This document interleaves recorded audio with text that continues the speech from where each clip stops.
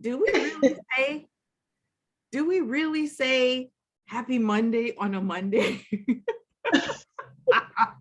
They're being sarcastic, like happy Monday. Well, Happy Monday on a Monday. I had a little bit of today off, kind of, sort of, had a little bit of kind of a day off. So I got to, Really? yeah, I got to leave, the phone stuff alone and really just focus on, the business part of things. So it was kind of a day off. Didn't really get a lot of sleep though. Didn't really get a lot of sleep.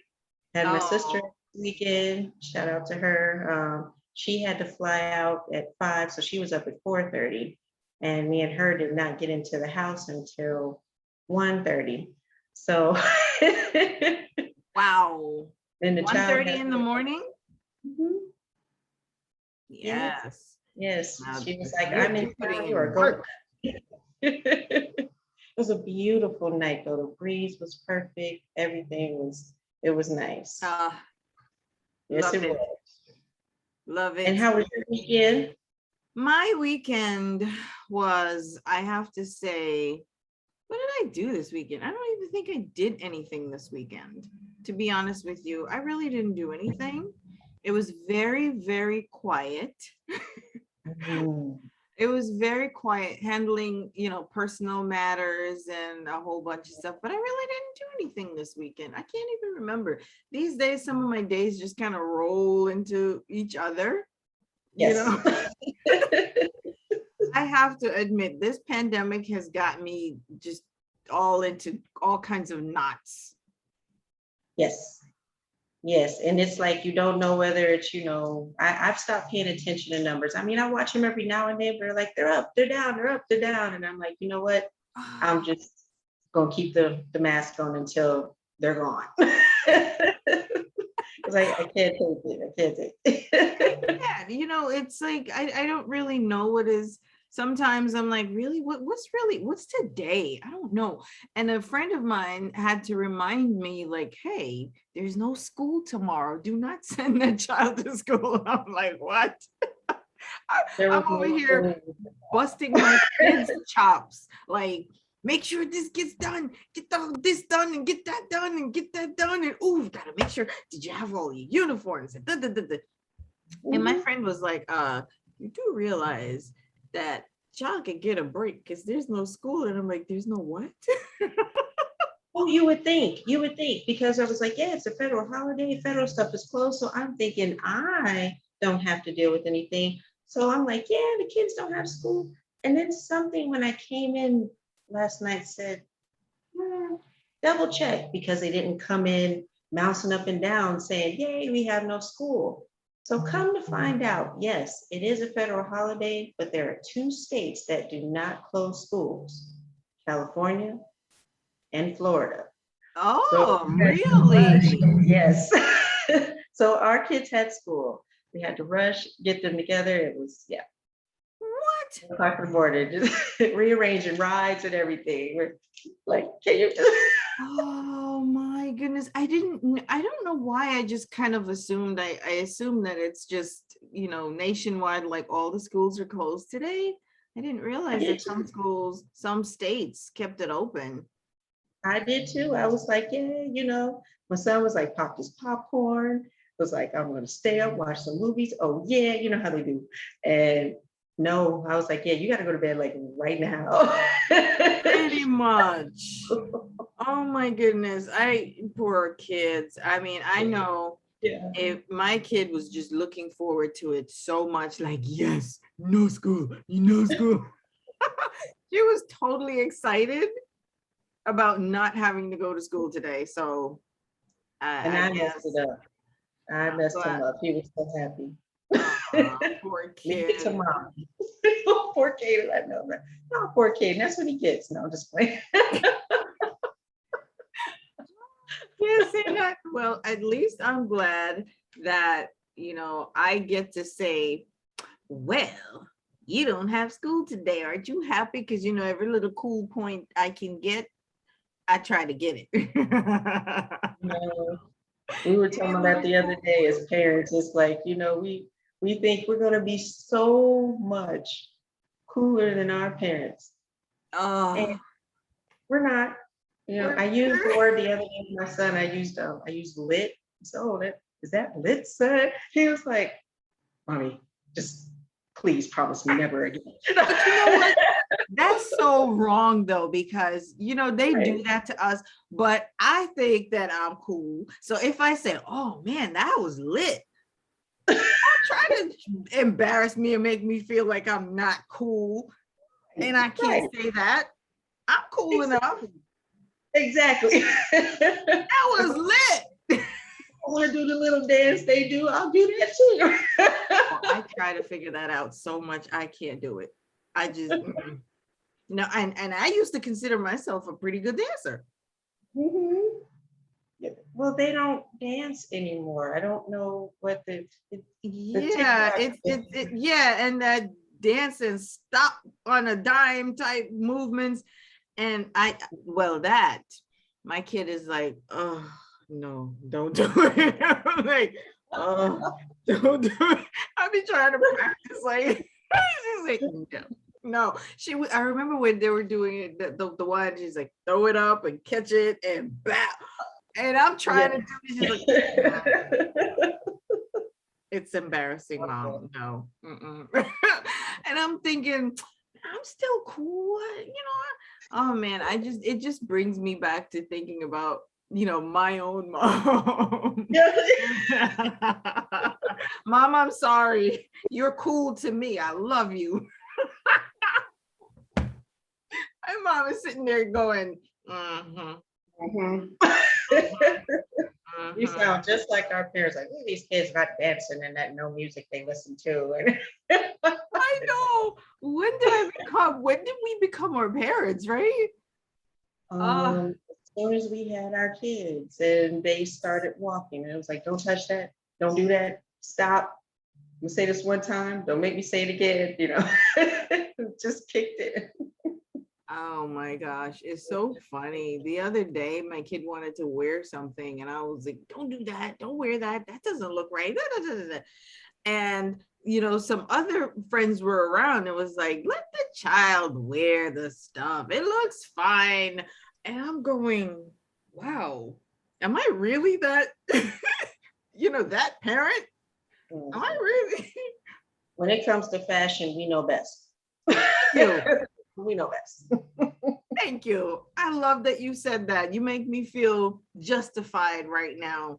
Listen, Because it is 175 degrees down here, and these children want to walk outside in hoodies with long sleeve shirts under the hoodies, with t-shirts under the long sleeve shirts under the hoodies, okay, and then wait. wonder. So I thought that was only me thinking that my kid was very strange for doing stuff like that. Are you serious? They're doing that there too? You are not alone in thinking that it's strange, especially down here. This is tropical weather. Yes. I'm like, it is 175 degrees outside. Why are you dressed like it's cold? All of them, all of them. And then they move out. Oh. We're like, no, this is not going to work, children. This is not. Okay, so no, I'm seriously like surprised right now because the whole summer, because of course I'm in the New York, New Jersey area. So the whole summer it was nice and warm. And this kid kept going outside wanting to put a hoodie. And every time the hoodie comes on, I'm like, it's too hot. Please, just looking at you is making me hot. You're going to die from a heat stroke. And then it's my problem. And I have to pay to take you to the doctor. So, no, we're not doing the hoodie. And I'm thinking, okay, my kid must be acting really weird. This is weird. But you're telling me that they're all doing this. Yes, they're all acting weird. It's like fair. They don't have sense. Gosh, okay. I'm just over the whole thing. I'm like, No, I I feel really didn't know it was a thing. I honestly didn't know it was a thing. I thought it was my kid's thing just for being weird and trying to, I shouldn't say the word weird because that's not nice, but just wanting to be, I didn't know it was an actual thing. And I see this is what happens when, I missed it. I missed that. I want to miss it. I do. It really, like you said, it makes me hot. And I'm pretty cold-blooded. Like I love like hot weather. I like my house to be warm and all these different things. And to see these children running around, Uh, all these layers of clothes down here, down here. Now, when we were up there, fine. You know, you want to put on the hoodie because it's chilly and you need to have on layers because it may warm up during the yes, day. Some yes. of the off. No, it's just going to get hotter during the day. And it starts off at 273 degrees down here. Yes, I kept the temperature going up because it's hot. It's such a weird thing. The whole summer, right? My kid just kept wearing the hoodies and wanting the long sleeves and this, and I'm like, I'm roasting in my skin, right? And then now that the weather is cooler and it's changing, now the kid is wearing shorts and slides and what, and I'm like, wait a minute, I feel like I'm in the Twilight Zone. What is happening? I'm like, did you not hear the weather outside? Did you not see the temperature? Did you not realize that we're not in summer anymore? I'm like, what happened to when you were supposed to be wearing this in summer? And now it's cold. I am concerned. I'm concerned because it's the same thing. And it does cool down a little bit down here. And then that's when they bring out the short sleeves and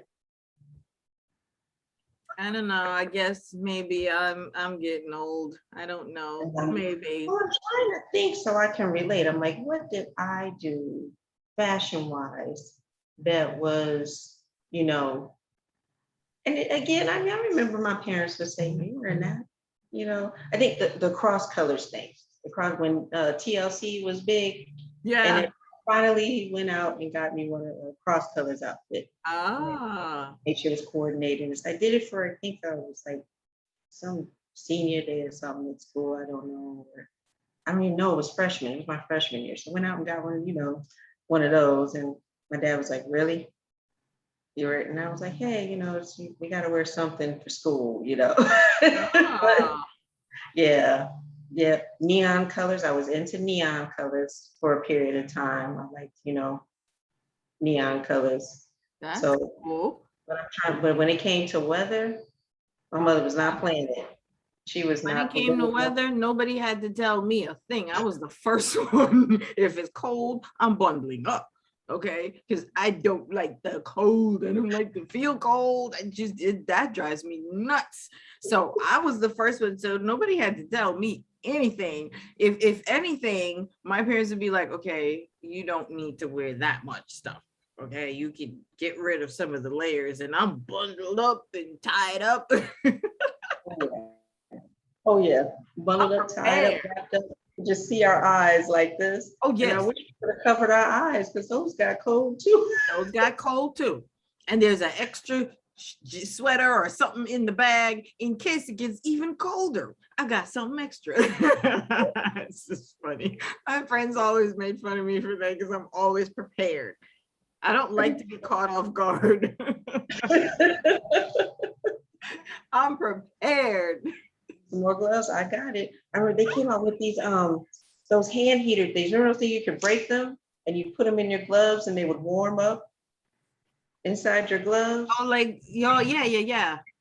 Yeah. Oh, those were You nice. had those? I had some of those. I didn't have Oh, those that were though. nice. Oh I yeah. didn't have that. Oh my goodness. Had to get it. Had to get it. It's extra cold. Extra cold.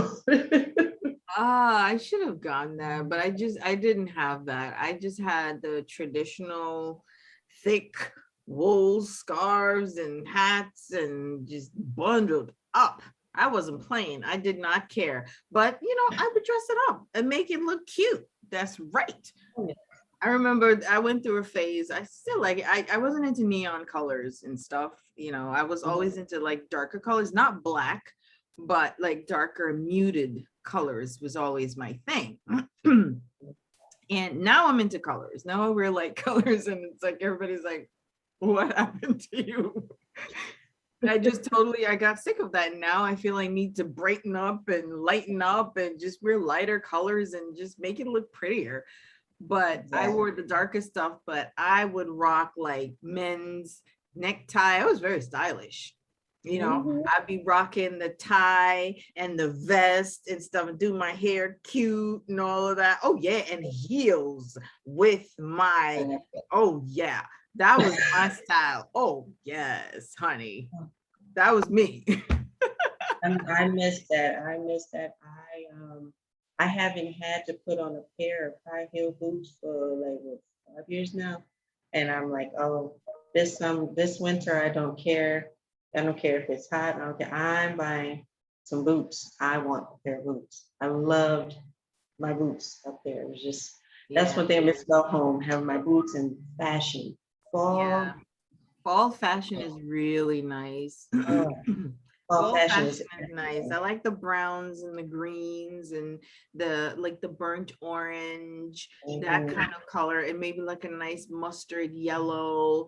I like those in the fall. A nice chunky sweater. See? mhm. Yes, girl. I know how to look cute when the time is right, but right now,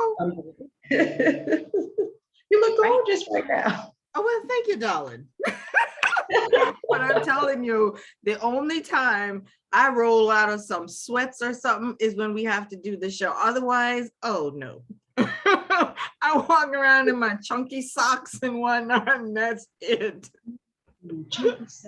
I need to get some more chunky socks. Oh The yeah. washing machine ate my chunky socks. I had these nice Oh, little fuzzies. I got at Macy's. I got them at Macy's. They sell them every year, the little fuzzy ones that you can ah, slide across the floor. Like, oh, I need to re up on those. The I've got washing a machine. bunch of those. I need to go get some more. Some of them have the little suction cups under the bottom so you don't slip and one of you fall down and It's like, bust your behind. I have played some of around. those. Yeah. Or the ones that you can slide in and stuff and just cuddle up. And now that it's getting nice and cool, sometimes I open the window a little bit and then so I can feel the nice cool breeze. And then I have my blanket and snuggle up. Oh, yes. Oh Yes, my yes, goodness. yes.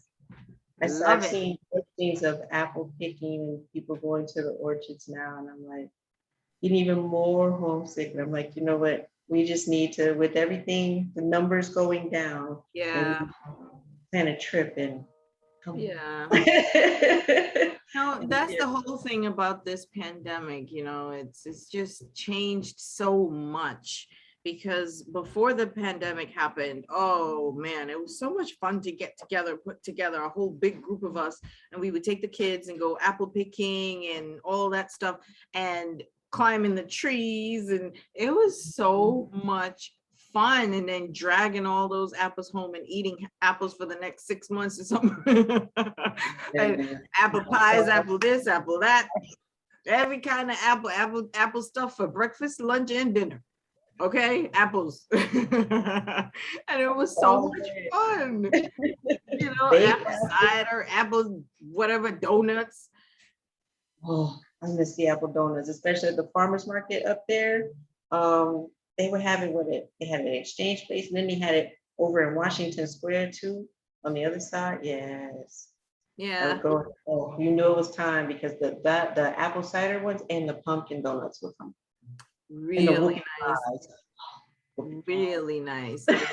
It was nice. It was so much fun. But now with the pandemic and stuff, you really can't even do that stuff anymore. We're just like limited to maybe a small group if you go, or sometimes you just to be on the safe side, you're just not even really going. So Yeah, life is a little bit different, yeah. unfortunately. But It's been the best time for me to really hone in and get business stuff together because I'm not trying to, I love the outdoors and everything. I've been trying to like work outside a little bit more. One of my friends was like, you need to take advantage of your surroundings and at least work outside.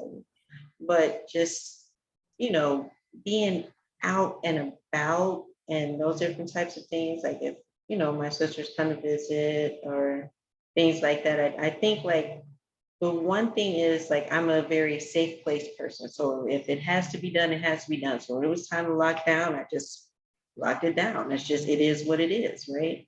And Yeah. I did not realize the extent to which I had missed seeing family until I was able to see my father for the first time since the end of 2019. And that right there was like, I said, yeah, maybe I missed a lot of people.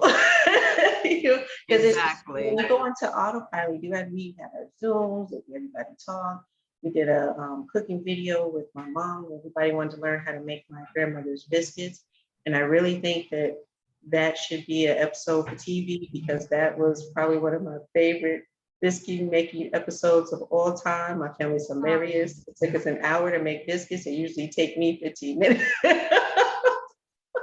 See? But when you're doing it with the family and with the group and all of that, of course, it takes longer and you just take your time and enjoy the process. Oh, and there was clowning going on, and it was a good time. That's It was even better. yeah. That's even better. Because that's what makes it fun, Yes. you know?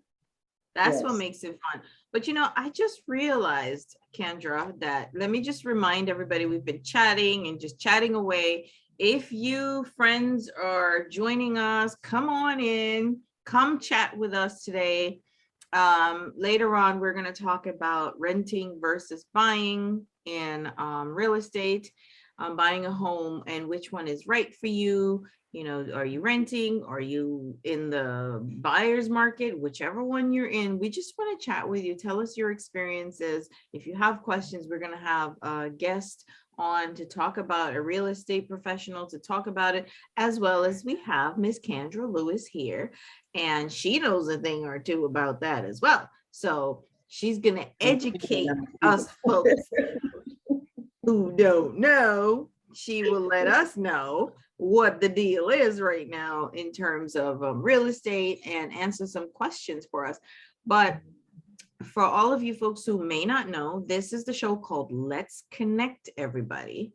Let's Connect. We do this every Monday. We are here from 6 p.m. to 9 p.m. Eastern Standard Time, and we chat about everything that is affecting us today in the world, basically.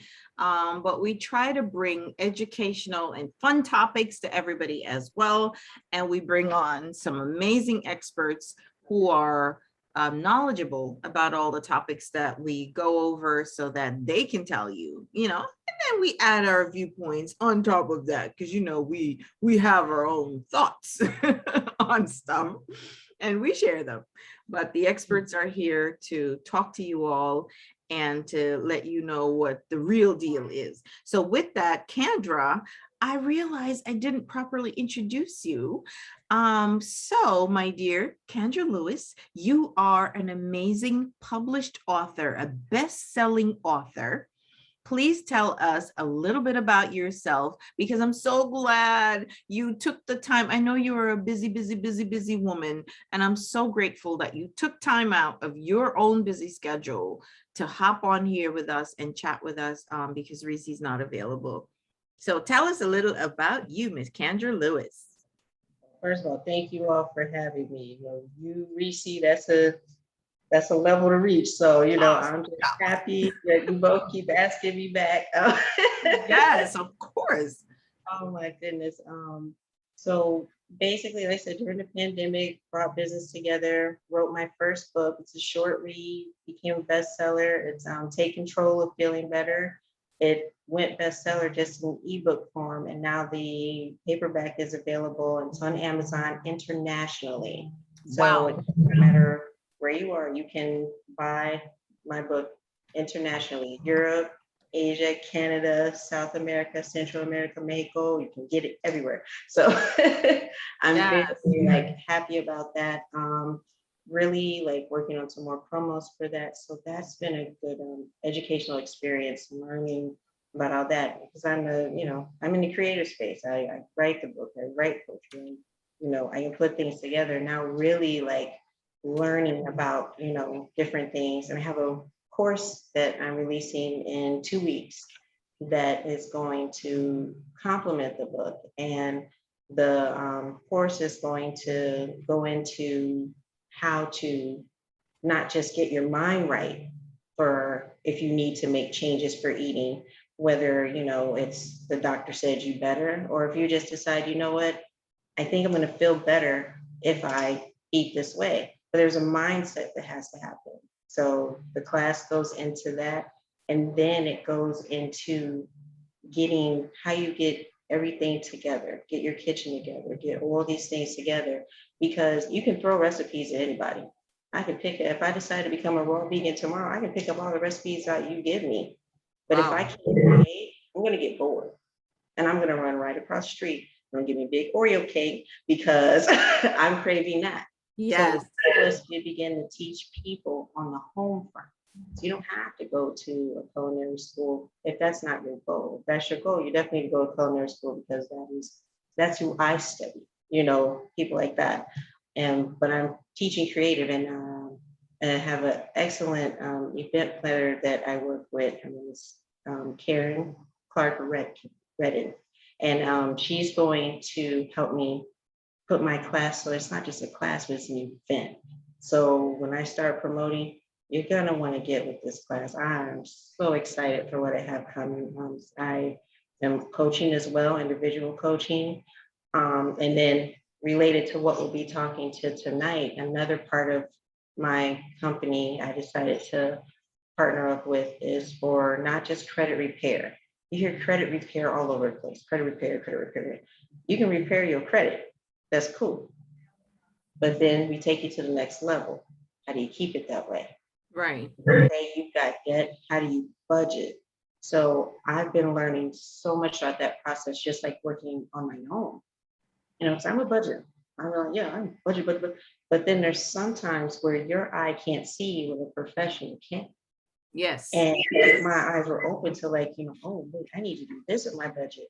And then certain things that I thought that it might take me longer to get rid of, to see it down at a shorter time. So there's when you consult, you get all that, and so much more. But if anyone is interested in any of that, they can go to my website, cklewis.online.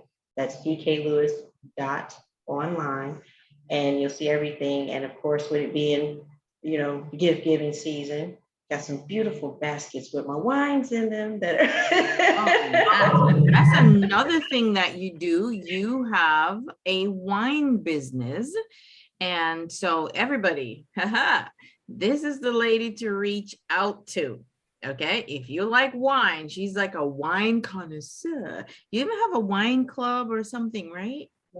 Yes, we have a wine club, and I love my wine club. It comes with recipe boards, pairings, and just I love the fact, I love wine, period, across the board. I support other wines, but once you really become accustomed to artisan wines and the full flavor and the full bodiness of it, and you really start expanding your palate, oh, it's an awesome thing. And me being a foodie and loving pairings, what can you say? That's something I need to learn more about, because I do follow you online as well. And I see you talk about different wines. And it just amazes me when I look and you're talking about, oh, this one is full bodied and it's beautiful and it's this. I'm like, wow, it just looks so amazing. I'm like, I need to go out and get whatever that is that she's talking about because it looks amazing. I am so bad. I really need to get my sophistication level up so I can go get these wines. You're talking about, oh, it's so full bodied. It is beautiful. And look at the beautiful golden texture and color. And I'm sitting there like, wow, I need to learn this stuff because that looks great.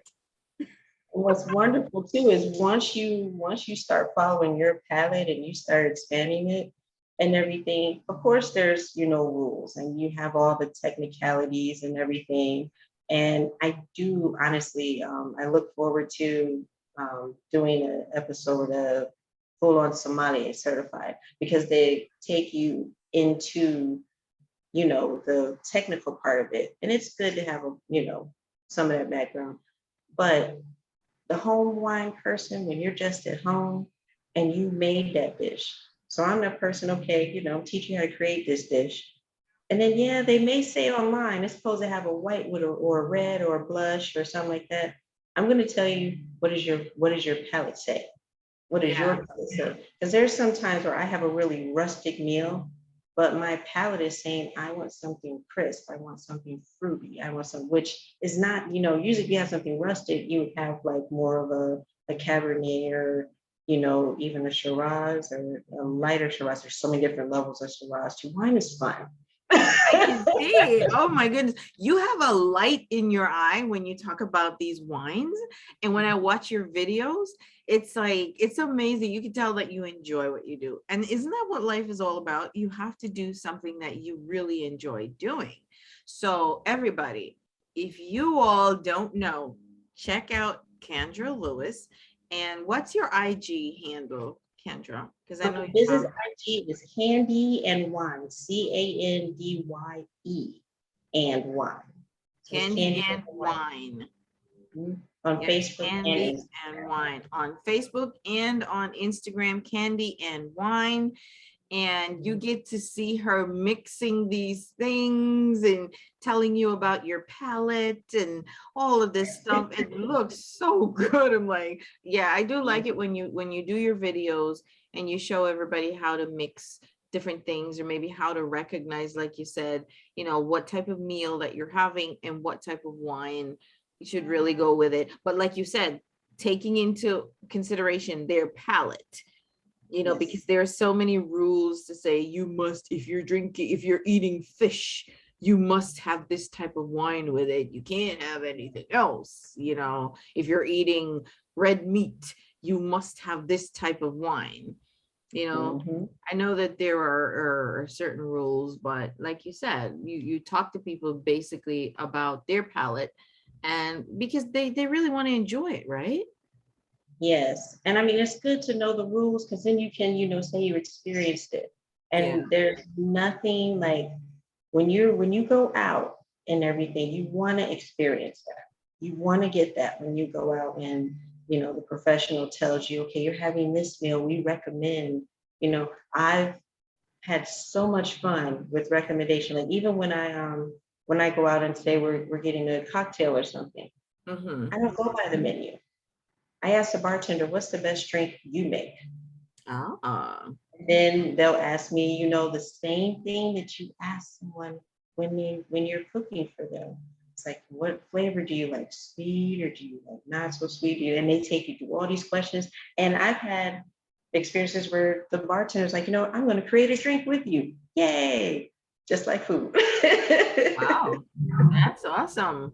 Yeah. That's great. But like you said, it is good to know the rules, I guess, because, if you are at a particular event and you go somewhere really nice, you don't want to to look like you're completely uneducated. And you roll up there drinking the 40 or something and be like, yeah, And yeah, that's that's what fun I'm too. drinking right now. That's fun too. Nothing beats a good Colt 45 when it's time for flashback. Talk about, and all these other people are looking at you like, really? Say, what do we Really? not know about Miss Lewis? Yeah, exactly. Okay, really. So it is good to know the rules.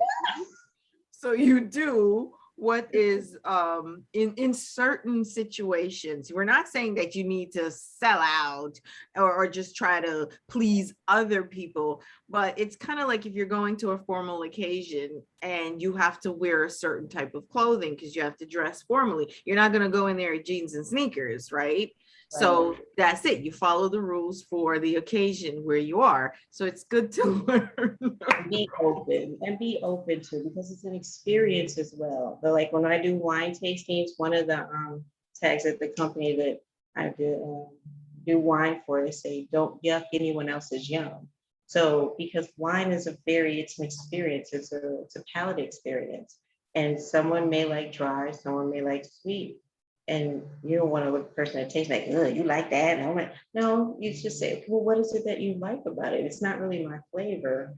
So when I first started drinking wine, it was sweet all the way. It had to be sweet all the way. Now I cover the gamut Yeah. because it's a different way of looking at it. It's a Yeah. different way of dealing with it. And it's more so, I see it more so as a person who loves to create.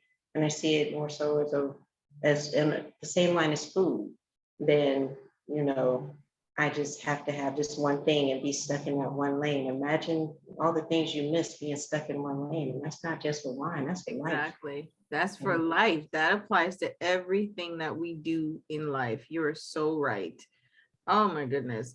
Yes, yes, yes. So I just wanted everybody to know all the different facets of Kendra and what Kendra does. So you guys, thanks for hanging with us. This again, this is Let's Connect.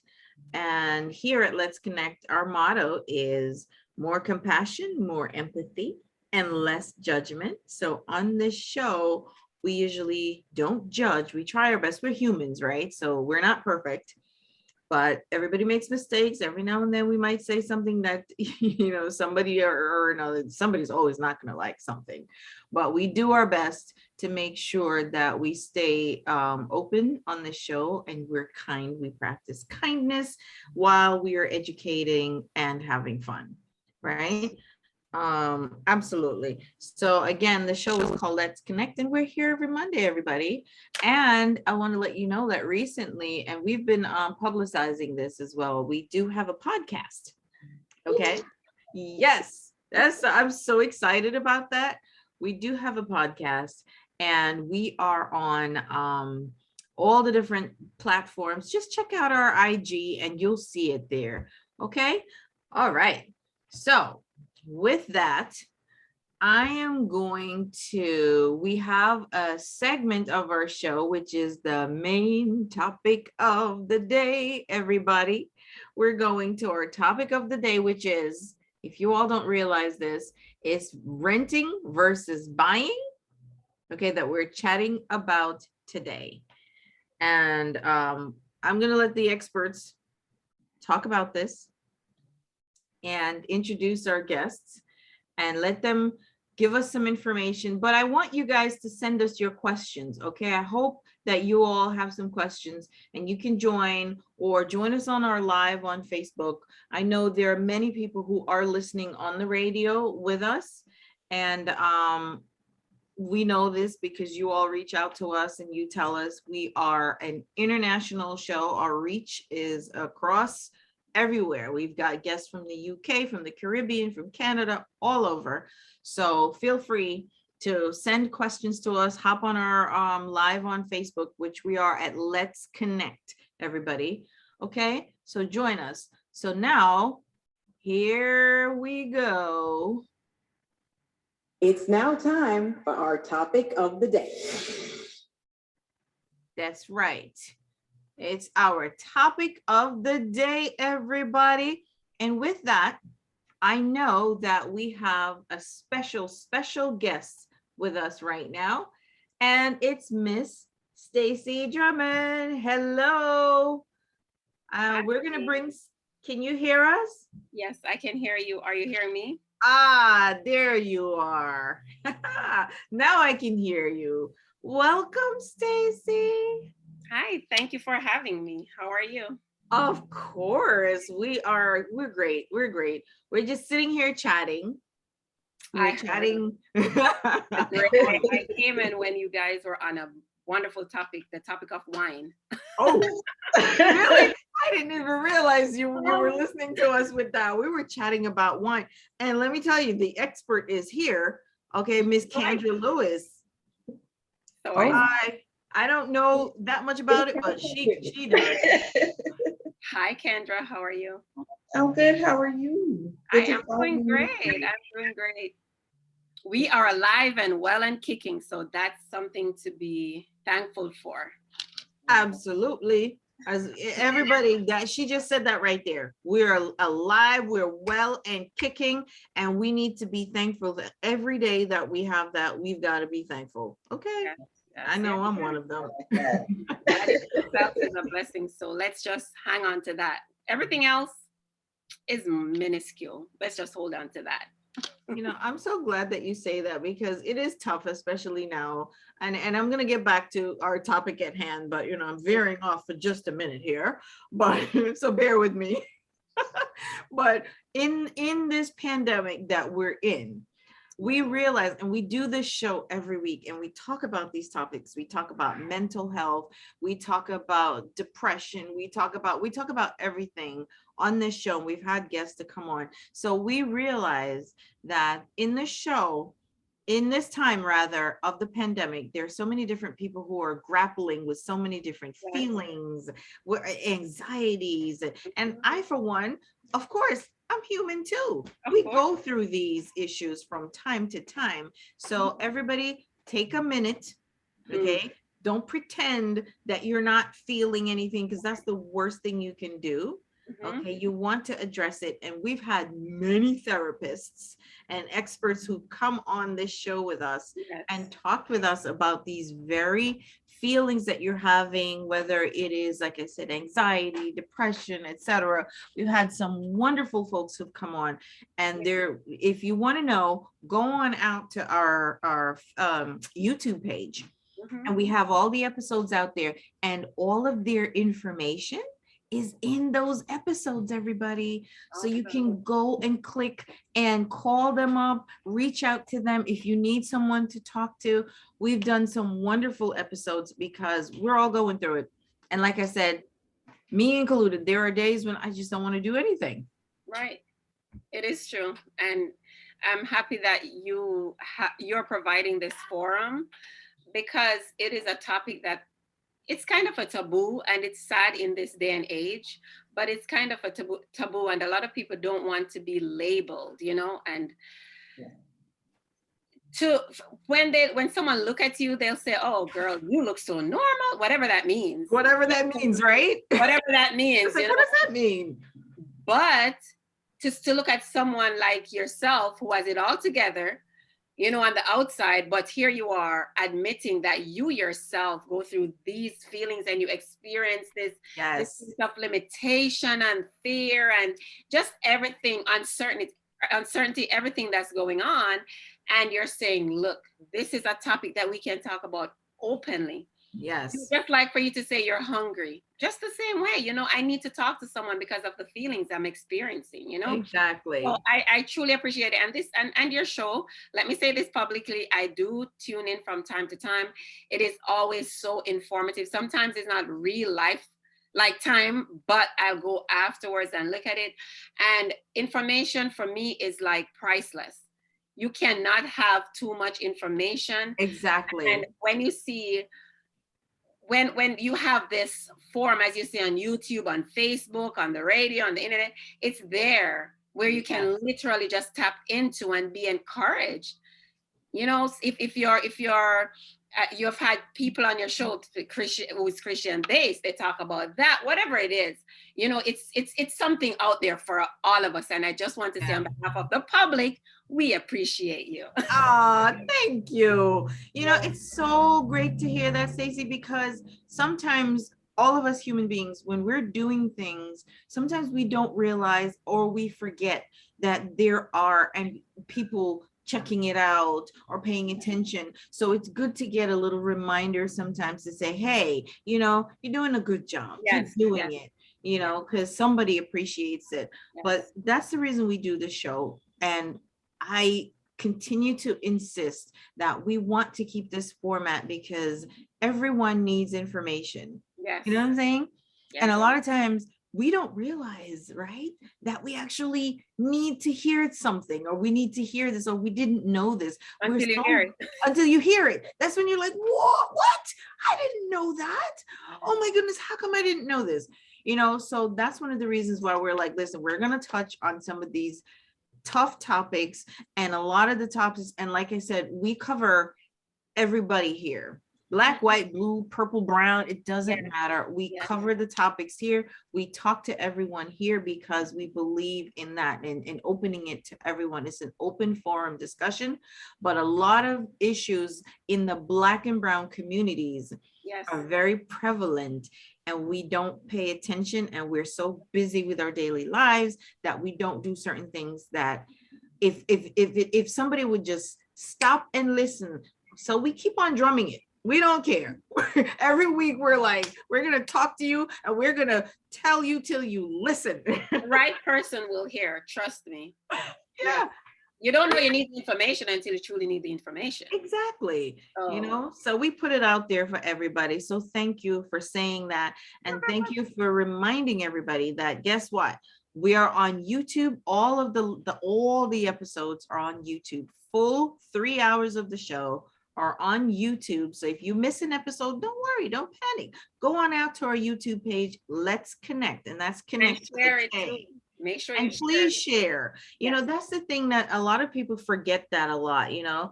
Even if you yourself, you feel like you can't do anything, what can I do to help? All you have to do is share it. Yes. Share And it. 2 taps away, 2 taps, and you get it to someone else. And subscribe to. Listen to me plug on your show about your show. I am so loving it. I'm like, yes, girl, do So it. go ahead and subscribe. So as soon as the new episode is up, it will alert you on your phone. Because life is so busy. Sometimes I forget. I'm like, you know what? I'm going to check this out. I don't remember. But then the subscription comes because I subscribe. The episode pops up on my phone, and I'm like, hey, I'm here washing the dishes, but I'm listening, or I'm driving, I'm listening. It's information is key. And I stress this because I don't know if you remember from my previous when I was on the show the last time, like months ago, that I was a classroom teacher. So like information to me, I crave it and I give it. Yes. It's something that it's wealth. It is wealth.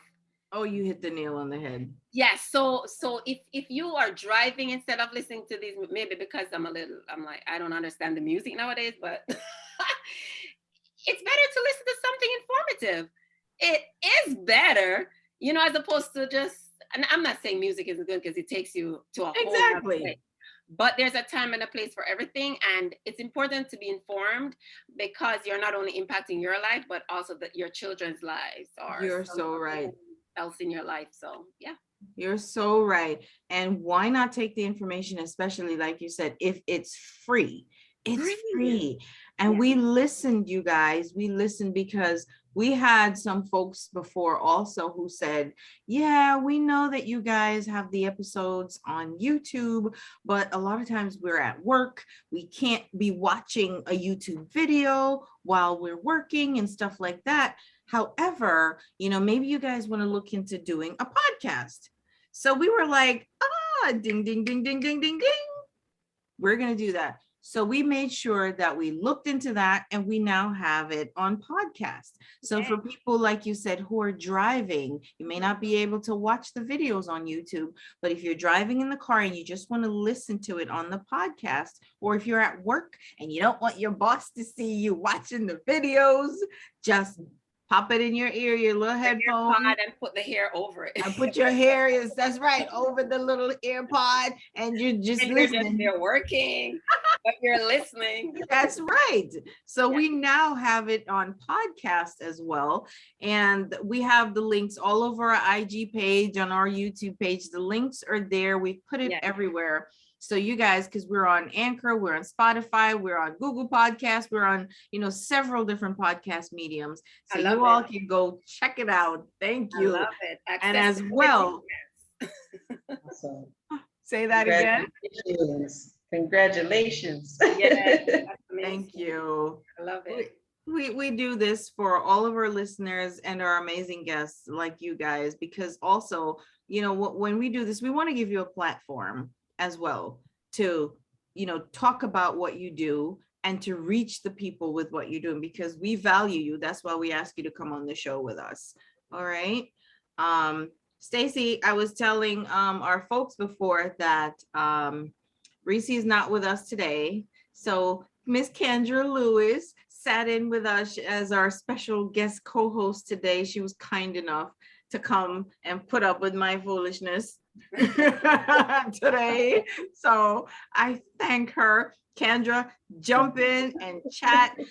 And I want this to be somewhat informal, like how we always do, and we have fun with it. So there's no specific, strict, it's not like we're doing interviews and stuff here. We're just talking because I want people to have information. So we're going to chat about the real estate market. And Stacey, you're the expert here.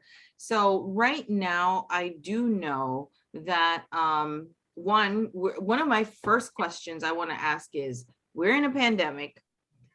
I would like to know, simply because we're in a pandemic, what is the real estate market like today? Are people actually buying homes? Are people even moving? Like, is there anything happening? Yes, a lot is happening. The real estate market is booming.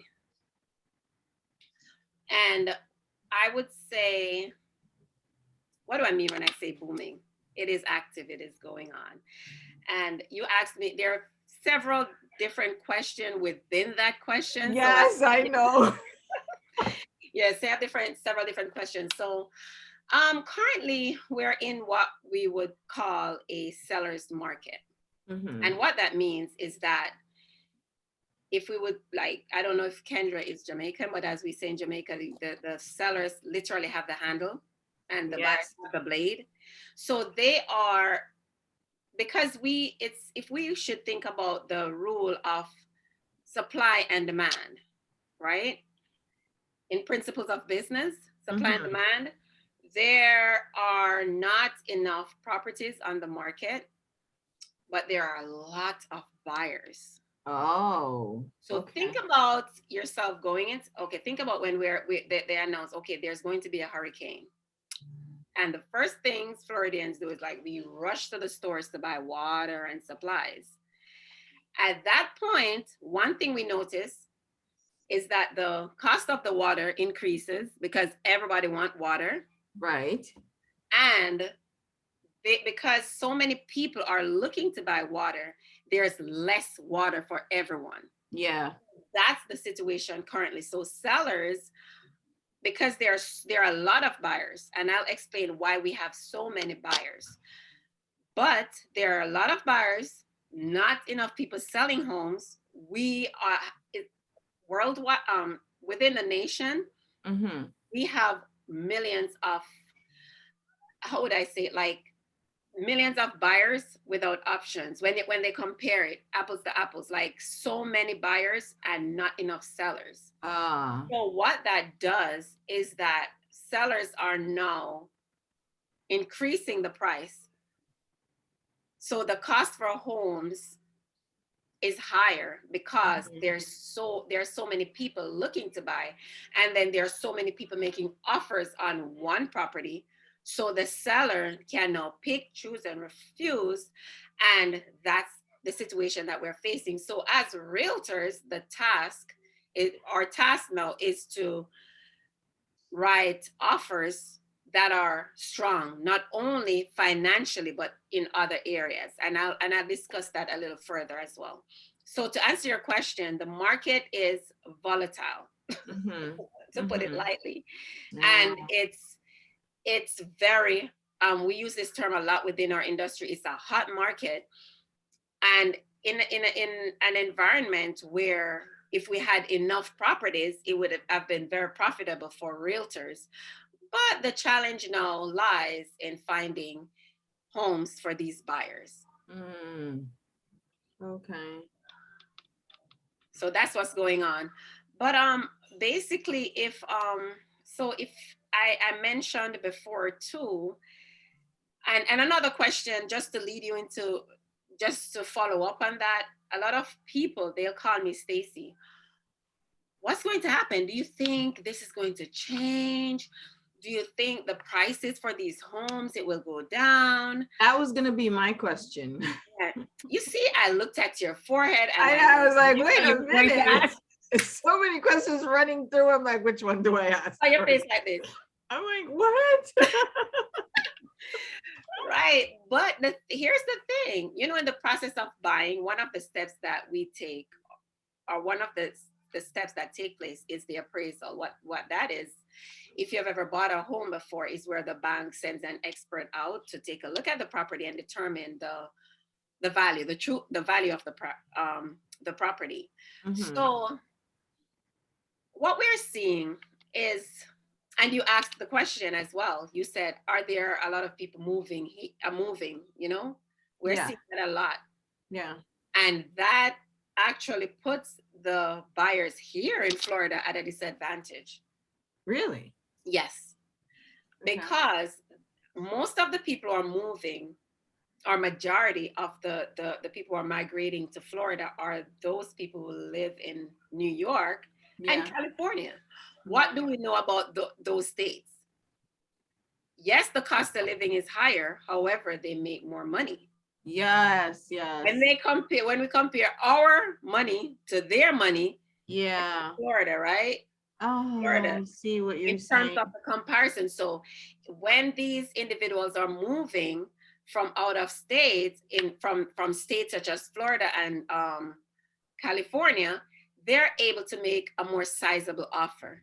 Ah, And they're able okay. to put their money where their mouth is. They can say, okay, so if the property doesn't appraise, I can pay 40,000 out of pocket, because the bank only pays for what the property is worth valued. Like when the appraiser values that property, that's what the bank will pay. However, these buyers have the resource, money, Yeah. to pay above appraised value.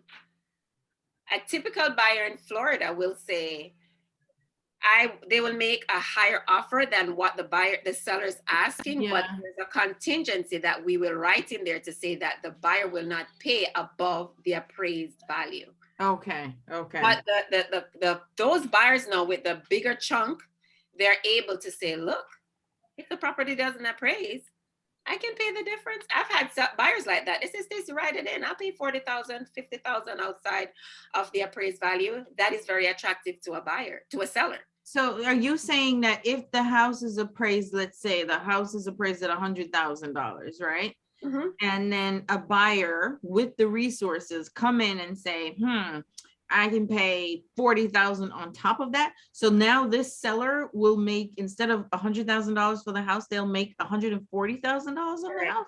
Yes, perfectly legal, as long as they're in agreement to that. And when the seller looks at that offer, and then you're making an offer at 110,000, or maybe you say, I'm offering 140, but then you put a contingency in there, like a clause to say, hey, if this property doesn't appraise, or I will pay I'll pay the appraised value. So if the bank comes back and say the property is worth 140, you get 140. But if it appraises lower, that's all you're getting, because my source of funding comes from the bank. Right. You don't have the money, the extra money. And I mean, I will never encourage a buyer to put, I will never encourage a buyer to say, okay, I'm going to put this extra $20,000. That's all I have left, but I'm going to put this on, because everyone's situation is different. I've had buyers in Florida who were able to put down 30,000 outside, 40,000 outside of the appraised value, and they're comfortable with that. Well, one of the things that I always stress to my buyers, make sure that whatever offer you're making is one that you're comfortable with. It's better, I will take you out to look at properties over and over until you find the property that works best for you, as opposed to putting you into a situation that you'll regret. Right. Definitely. That's most important to me. And there are so many different factors that go into that, the home buying process, you know? Right. So that's basically how it is currently. Okay. All right. Kendra, do you have any questions on that? Oh, wow. This is just a whole flood of things. And especially I can relate to the part because I came down here from New York. And when the attraction for coming down here was more bang for your buck. So it was like, as opposed to the rooming that you would get and the sizability we get and, up north, you came down here. But what I've noticed in the past 5 years is rental has gone up almost astronomically Yeah. down here. And it's like, you're almost, there's some places like, we're in a 2 right now. And of course, with business and expanding the thing, I said, maybe we need 3 for workspace and things like that. For a 3-bedroom, it doubled the rent price for me to stay in a certain area. Yes, ma'am. And so then like, even like renewing and things like that, there's different, then you can go into talking about places that are like, either subsidized and things that where the rent is a little bit lower and they're not able to raise it as much. Whereas, in other places, it seems like they can, raise as they see fit. And sometimes, I don't know how you feel about this, but when it comes to renting, because we're doing, buying versus renting, and there are some advantages to renting. Yes. For example, if a tile comes up off my floor, I'm calling management. I pay too much. Come fix this. I'm not dealing with it. Yeah. I'll have my son watch PBS or something to figure it out. But when it comes to the home and having been a homeowner, up north also, anything broke, I had to deal with it. Property taxes fluctuated, but they didn't fluctuate as much up there as they seem to down here with the water and the sewer and things like that. So as you're watching all of this stuff and you're putting together your game plan, like when you're consulting your clients, because I heard that honesty and you're like, I would never encourage anybody to do more than what they can, and there are some relatives out there, because unfortunately I have one of my friends were trying to help them out. They came from overseas and had to go into an apartment sight unseen, and what they were promised they weren't. And trying to see what the law can do on their side down here in Miami. But it's like when you are speaking to your client and they're weighing, do I buy or do I rent? What are some, like, as the real estate agent, what are some red flags where you're like, what, my conscience, I might need to tell this person either rent, or maybe if you do this a little bit, and wait a couple of months, you can buy. Like, what are those things that'll help us to figure out what we need to have in place? Okay. So that was a lot, sorry. okay, it's fine. I was listening to you and just compartmentalizing everything, like put this here, put this, like deal with this first. My my experience in education allows me to like take the simple first, break that down, and then go to the complex. So you seem very knowledgeable, and one of the things that I always emphasize to my whether renter, buyer, seller, or landlord, because I work both ends. I lead my business with integrity. That is the biggest part of me. And maybe for business, it's probably I would make more money if I was more of a shark, see the money and not the person. Yeah. But like at the core, I am that I have to put myself in the other person's shoe always. And what I always say to my buyers in my first consultation is I try to understand, I get to know them. Do you have children? Do you work? Where do you work? What is most important to you? Or like I have a buyer now I'm working with, and the most important to her is our kitchen. She loves to cook. I said, I wish I was there with you. I cook, but I don't love to cook. But right. I love to. we have to do it. I said, I have to do it, but that's something. So whenever I look at a home, that's the first thing I look at. When I'm talking to a buyer, as I said, I have to understand what it is that you want. This is a sizable purchase. Maybe this is the biggest purchase that you'll ever make in your entire life. And if you are going to, I don't care if you're spending $50,000 on a 1-bedroom condo, or if you're purchasing a mansion of your dreams in the millions, from my lips to God ears. But But it is your purchase, it is your home, and I take that very seriously. So in this market, as you rightfully said, the rent, but people call me all the time. I can hear the tears in their voices. This girl called me and she said they took her rent from 1,700, they raised it to 2,200. I'm a realtor, and I was like, my God, is that even legal? Yes, Wow. they can do that. They can. And that's what they're doing now, because they said the market is changing, which is true. The market is changing. And in all honesty, currently, if you are qualified, if your credit score meets the requirement, your debt to income meets the requirement, you have your down payment and your closing costs, and all those other factors, it is always a better idea to purchase as opposed to renting. I'm going to look at the pros and cons, because you made a very valid point. Is it Kendra? Kendra. Yeah. Kendra, yes. I'm bad with names, but if I see you in Publix, I'll look at you and say, I know you. I'm like that too. Yes, But but I forget a face, but I forget We're all the the name. same over. Hey, how you yes, doing? Kendra, hi. Yes, but and that's something that you have to consider as well. And I'm going to give you an example on that, because I love when people make an informed decision.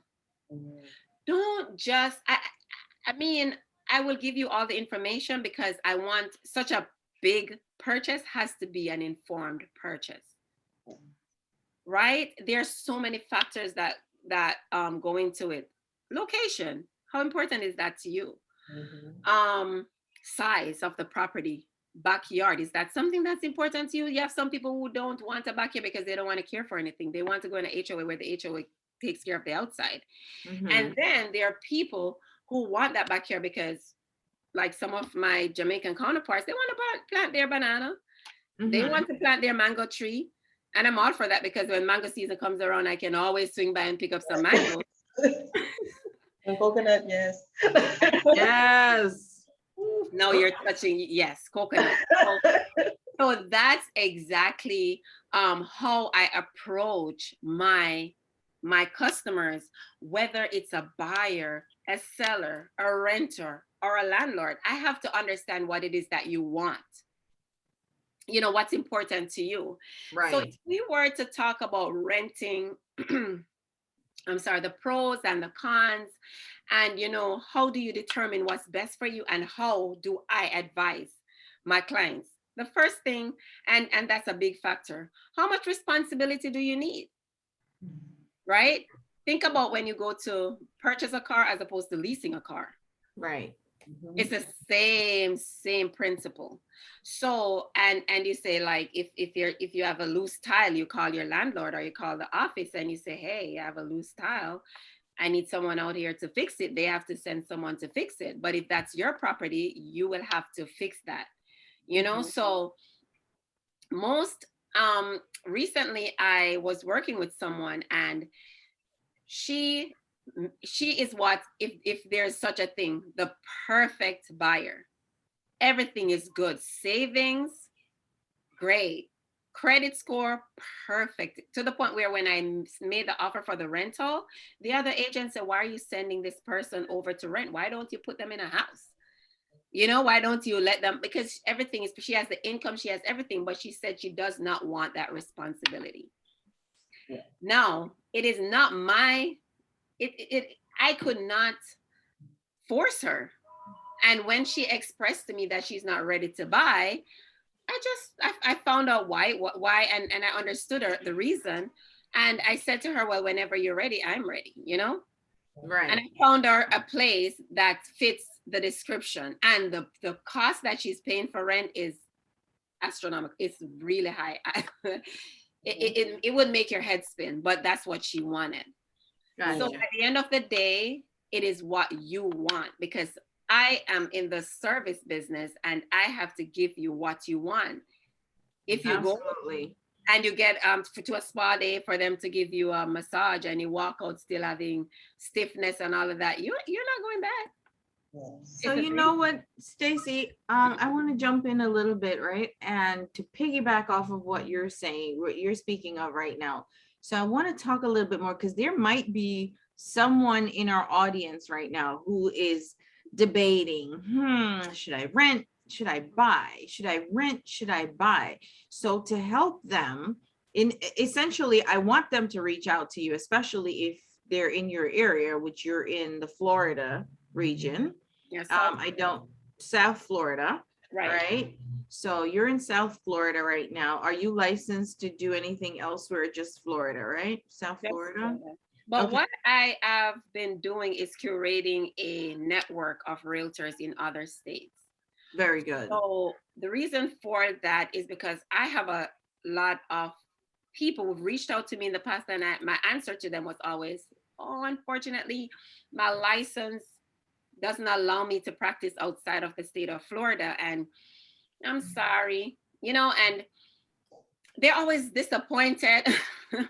And I think within myself, you know what, if I were to just build relationships with other realtors in other states that I can trust, and I know will do the same type of work that I would do in the state of Florida, why not? So I've built relationships with other people that I've worked with. And the beauty about it is that when we do that, we also get commission, we get paid. So you would be helping me as well, because if I refer someone to an agency in the state of California, they will pay me like a percentage of that commission. So that would help me as well. And I do the same. I refer them someone, and then, or if they refer someone to me, I find them a property and I pay them a portion of the commission. Good. It's So one everybody, helping each other. absolutely. So I didn't know that. So that's good that you explained that for anybody out there who's listening.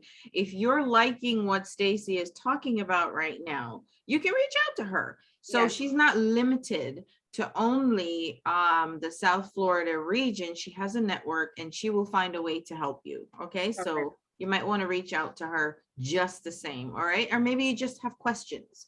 Okay. Yes. And she will help you get to a place, tell you things that you need to consider. Right. If you weren't considering that before you even jump in. Right. So with that, I want to do for those people who might be contemplating it, Stacy. So I'm going to throw out a couple of things, right? Rent versus buying, some pros and cons, right? So Okay. and then you can explain what that means to somebody who is, being that you are the expert in this area. So one, Kendra mentioned this already. You're not responsible for home repair bills, right? If you're Right. renting. So let's talk about renting. And that depends on the lease that you have, the contract that you sign, because the landlord, it is within their rights to write certain things in. Sometimes they'll say, okay, if the repair is less than $500, you take care of that. If it's more than 500, then I take care of it. Or if this happens within this period of time, then I take for it, and so on and so forth. And two, you have to think about, so of course, with renting, there is always the bulk of the repairs rests on the shoulders of the landlord, which is a pro. You don't have to think about those repairs. You don't have to think about paying taxes. You don't have to, if the property has a HOA, you don't have to think about paying the HOA. Okay, very good.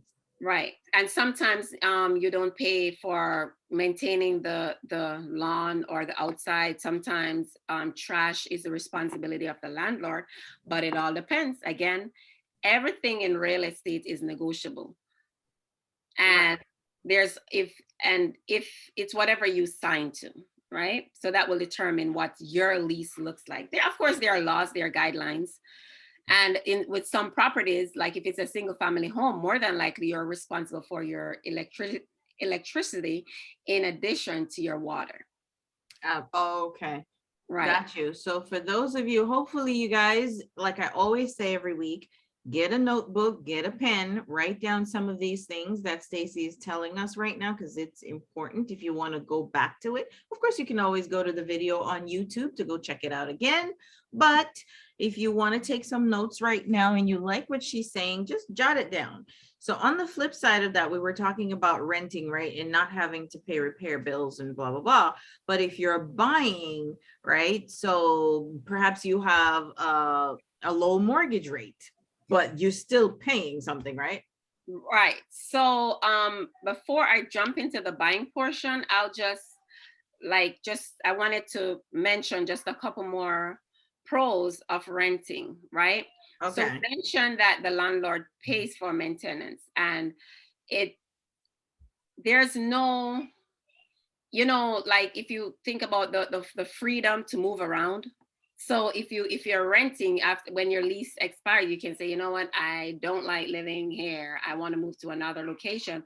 Right. Or you have that flexibility. Yeah. And it gives you, well, it doesn't require like a closing cost, which can be a little more. Mm-hmm. But I will say I want to point out that currently when what they're asking for is first, last, and security. When you add that up, that seems in itself like a closing cost. Right. So if Yeah. you're renting a property for like 2,500, multiply that by 3, that's what they're asking for. Right. And you have to pay that prior to moving in. So if I'll talk about the cons for renting. So one of the biggest things that I will always point out to someone who comes to me, and after doing like a consultation, I realized that they would be a great candidate. So before, you know what? Keep that in mind. Don't lose your thought right there, please. Right? Before you go into the cons, I want to just finish talking about the pros. Yeah. So whoever's writing it down, write down all your pros first. What are all your pros? And then you write down all of your cons, right? Meaning what's maybe not the best, most ideal thing. That's what the cons are. So pros is what's good about it. We mentioned the repair bills. You're not responsible for repair bills. Here's another one I mentioned, right? And you can just pay the taxes or other fees. Yes. Directly linked to the property. Okay. So that's the landlord's responsibility. And also the closing costs, like moving costs, may be a little less than what it would be to purchase. It would be less, I should say, than if you were purchasing. Right. And along with that fee, they wouldn't have to pay a realtor's fee. No, you don't pay a realtor's fee. Oh, that is something I need to point out. You know what? Let me tell you this. No. Yeah. And this I need to explain. Like every single time I do a consultation, I always stress this, because a lot of people, and in some states, buyers do pay realtors. But in the state of Florida, it's customary. The seller pays. The seller signs a contract with the agent who is listing their property. And that agent pays not the agent, the broker, the selling broker. So the broker pays the buyer's broker from that fee or that commission that they receive. They split it with the other broker. So the buyer or the renter, they don't pay the realtor. Oh, okay. That is so cool, because I'll tell you right now, we're also looking at renting a different property for business, but it's like here, I'm in the New York, New Jersey area. Oh, the renter, it has to pay the realtor on top of paying the month's security and rent and blah, blah, blah, blah, blah. It's like, it's astronomical. It is. I didn't realize that there was a difference with it there. So thanks. It is in Florida. Yes, it is. And it is good. Why? Because in that whole transaction process, the buyer carries, or the renter carries, the weight of, like, the burden of producing all this money. So the person who's selling, or the landlord, literally pays the realtors. That's it. Which is perfect for the buyer. I like that. I think I need to move to Florida. That's how they got us. That's how they got us. You moved there for that sunshine. reason, huh? I Tell us thought it about was the the alligator. Sunshine Central Yes, the sunshine and no and the beaches. but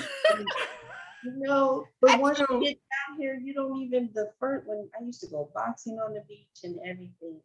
Now I'm like, oh, the beach is like over there, and I finally drove past there the other day. I took a moment, and I said, I haven't seen the beach in a minute because it's been coming up to the doorstep with all the rains and the Yeah, winds. that too. Yeah. You don't need to go to the beach. The beach comes to you.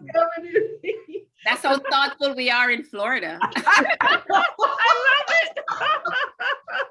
That's my people. I love it. You're welcome. Another one, Stacy, another one, right? I think you touched on all of them already. You don't have to worry about the home if you're renting. Don't have to worry about the home losing its value. I think that's self-explanatory, right? Right. That's not your business, really. Yeah. Yeah. So, do you have any other pros that from renters and stuff that you might want to mention that some people might consider as a pro?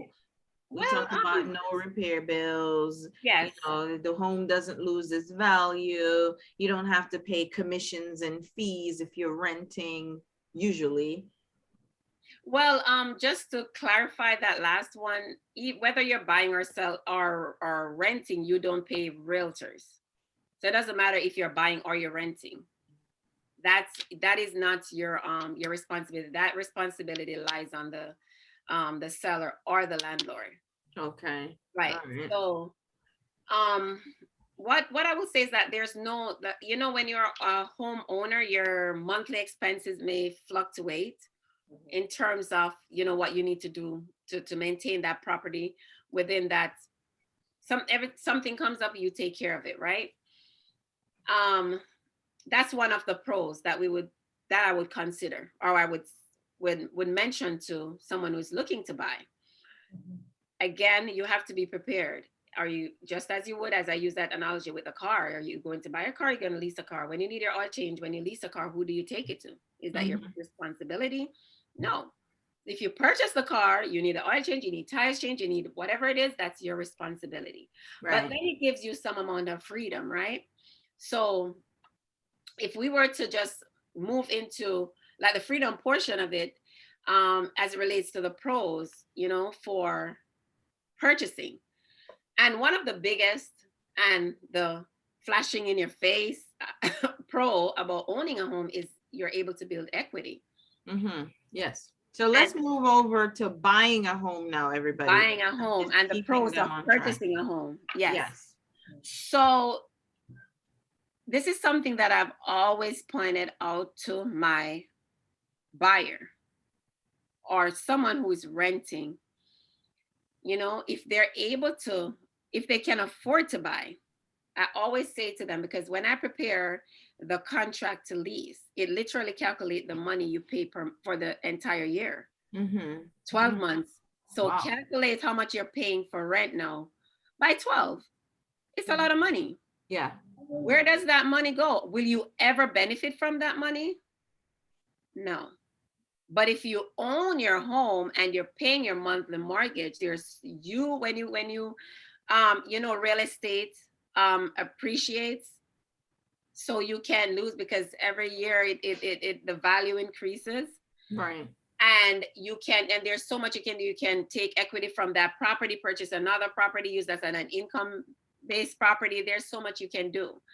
And that is something that I've always emphasized to my renters who I believe would be able to buy.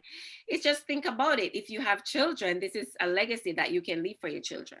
Right. And I'm a firm believer in leaving my kids with a start. Yeah. I don't want them to just start life the way I started life, having to start from the bottom to try to. I want them to have like something to work from. So that if you're thinking along those lines, buying is always a great option for you. Gotcha. So with home buying, with purchase, like if you're like me, I love to change up colors in the house, change the counter. There's a way I want, most of us want our property to look a certain way. With a rental, you don't have that flexibility unless you want to paint it and then have to paint it when you're leaving. And I'm sure nobody wants to take off their counter and put on some quartz countertops. And when you're leaving, you take it off. So it gives you that flexibility of changing your home, to customizing it to what you want. Again, as I said before, the home value increases over time. So that's an asset that you have. And you have a sense of ownership. So with all of that, you have to weigh the pros and the cons to see, well, when we get all the cons, then we can weigh them to see where you would fall or what works best for you. Right. Oh, okay.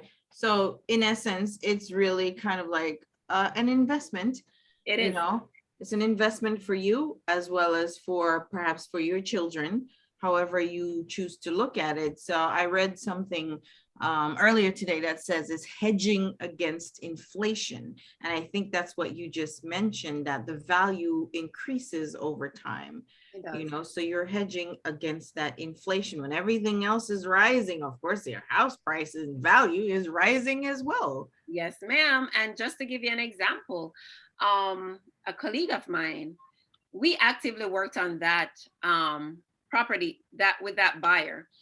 She purchased back in 2019, and she purchased a home for 250,000 square, 250,000. She sold it, I would say 3 months ago, and she sold it for 385,000. Wow, look at that. Now talk about an investment. So 250. How much did she make on that property? and I'm so bad with math, but I know it's a lot. Yes, it's a lot. I'm not even gonna do the calculation right now, but that's a lot. It is, and here's the thing, like I would not use that, and just a disclaimer, I am not saying that this is the situation with every property. But again, in any single business transaction, anything you're doing, there are so many different factors that go into that. The area plays a role. Where did she purchase the property? Right. And also the fact that she did some minor cosmetic changes, because when I saw it before and then I saw it afterwards, she basically did some minor cosmetic in like repainting, and she redid the floors. Like she put those, they had tile and she put those vinyl, I think it is, you know, that it looks like what is, and those are not even costly. So it was some minor changes that's it she did. But again, we are, the market is, it's like everything is increasing, as she said, as Carol said, you know, like everything is going up, so is your property, the value. So now she was able to purchase a bigger home with more space for a growing family. So it's always an investment to purchase. If you're able to purchase, I would always advise you to do that if that's something that you would want. So now that you said that, what if someone comes to you looking for advice and a consultation, right? Mm-hmm. And they say, Stacy, I don't know if I should rent or buy. What is one person, an example of someone that you would say, oh, you know what, you definitely need to be renting, honey. You should not be buying. Well, what I always say to my buyers, or well, a client, or maybe if they should not be buying, but they only qualify to rent versus buy. So they're qualified to, they can only rent, but and not buy. Like ideally you want to advise them to buy, because we just talked about the pros of buying a home, right, where it's an investment and this and that. Yeah, you know, it's an investment and all of the pros for buying a home. But we know, and we have listeners here, that there are people who probably they may not be able to buy. But what are some of the reasons that they wouldn't be able to buy, but you'd have to advise them to rent instead of buying, or to say, okay, maybe now you rent until you buy or whatever? What are some of those, if you could tell us? I'm sorry, Kendra, did you have something to say to that, to my question? After this. So, Oh, you okay. know, Make sure you this- jot it down, Kendra. Don't forget. Yeah.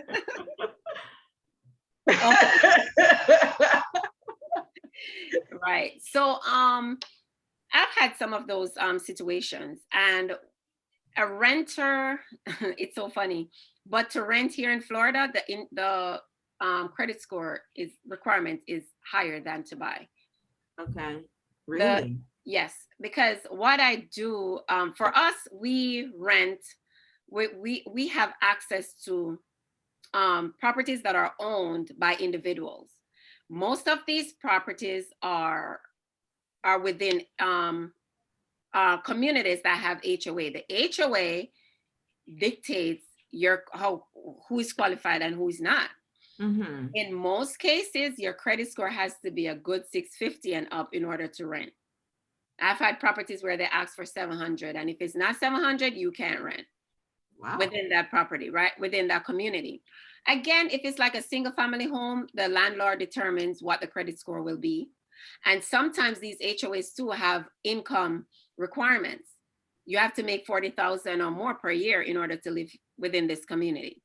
So I'm sorry, the landlord determines what the credit court, I can't even talk. The credit score. I'm so excited about that point you just made. The landlord determines that? So they can change it as they feel. Like if I walk through the door and they Right. look at me and say, I don't like the way you look, they can. No, that's different. That's discrimination. They can't do that. Oh, okay. They Let's make that can't- clear. No, not at all. They can't discriminate because of your race or your sexual or anything like that. But they true or your age, none of that stuff. They can't do that. But they can say, hey, Stacy, I would like you to list my home, my property. And I want people who have a credit score of 580 and above. Why? Because that will, for them, that's perfect legal, because they're saying they want to rent this. They want renters who, because your credit score shows that you are great at paying your bills on time.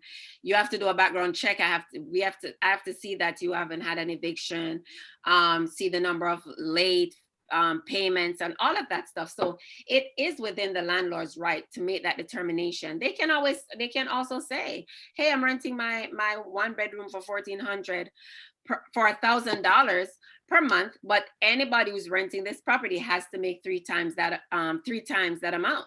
Okay. So whoever is coming has to be making $3,000, and that's perfectly normal and legal, because they want to know that when you pay my rent of $1,000, you can make your car payment, you can take care of the electricity, you can take care of the water and all of that stuff, and I'll get my money every month. Okay. So that's the principle behind that.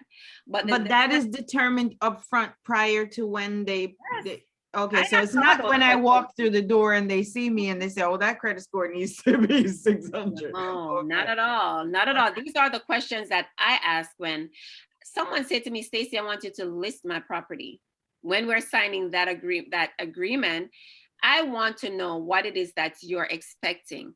Right. And then when I post this property in our system on the MLS, it will reflect all of this. So another realtor before, say Kendra is looking for a property, and her realtor will go online, find the listing that I have, and we'll look at it and say, okay, Kendra's credit score is a beautiful 700. So she can definitely rent this property. However, Carol, if you have a 580 credit score, I'm looking for a property for you and it says 700, I won't even send you that property, because I already know that you won't qualify. I would never put anyone through that stress. Right. Not at all. Yeah. So then again, you won't deal with the landlord until you sign that contract. You're dealing realtor to realtor.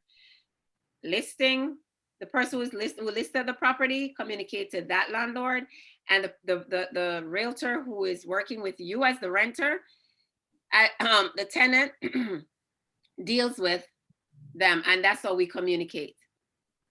No one can and that's something that there are laws in place to prevent that. Right. So You know, I'm gonna take a beat for a minute and ask some of our questions that we're getting from our audience here. Hey, Shu. Hey, May. Hello. Thanks for joining us. So Shu is amazing. We love her on the show as well. She joins us. She's another one of our guests that we have. We love having her. So Shu says, why can't you get home loans or equity loans from mobile homes? That's kind of a mortgage question, but I will give you oh, thank you so much for your question, my dear. So basically, it's because of the liability. Okay. The liability of those type of homes, a mobile home. So I think, well, as I said, that's kind of like a mortgage side of the spectrum. But I do believe, because I had a client before who wanted to look into mobile homes, and she was getting a loan from a prominent bank, and they pointedly say that that would not be an option. And I think because of the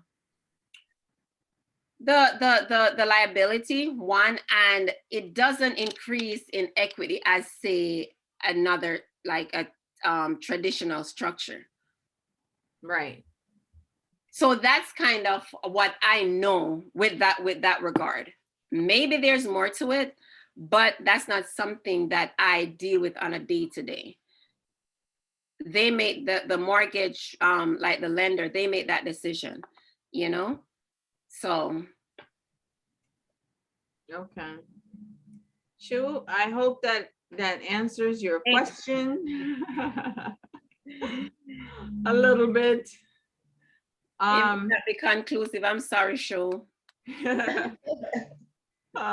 So May also has a question, and May says, hang on, let me get May's question. She says, which is better, a large down payment or buying down the interest rate? Is it May? Hi, May. Thank you for your question. All right, so which is better, a large down payment or buying down your interest rate?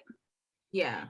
So my answer for that would be whatever works best for you, right? Because let's look at it. If you were to put a substantial amount down, right? That would, it depends on how much you're putting down, because remember, the loan is typically for a 30-year term.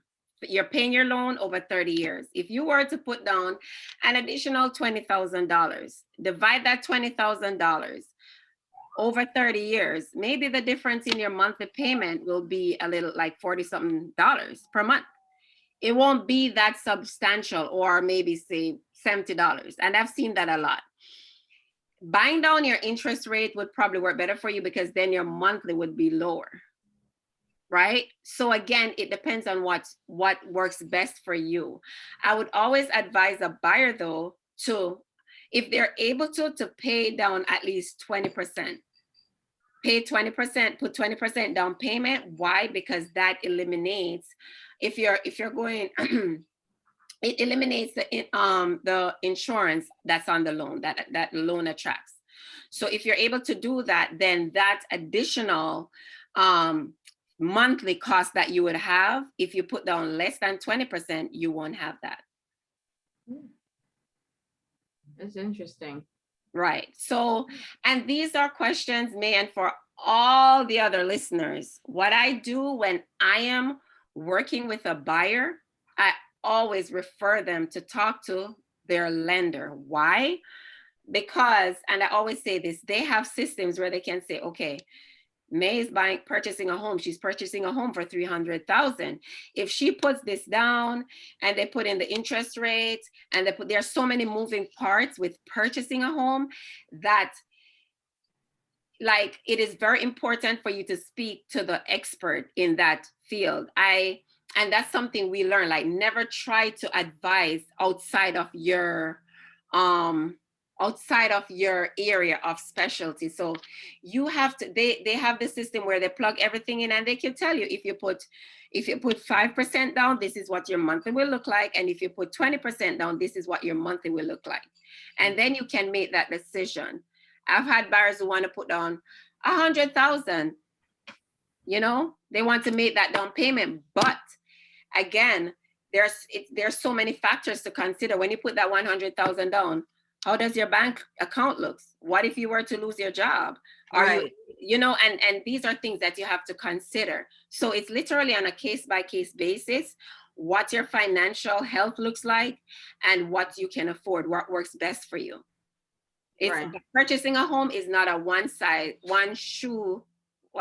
fits all. One size fits all. It's not at all. Okay. Excellent.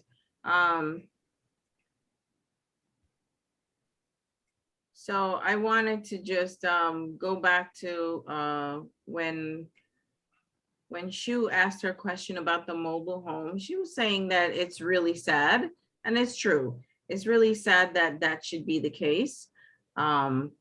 Because what she was saying, I'm trying to find her comment. She says it makes sense, your response about the mobile home, but it's sad for those who are buying the mobile home and they want to improve, but they can't get that assistance. You know, they just can't, even though they want to improve, but they just can't get the assistance. And it's true.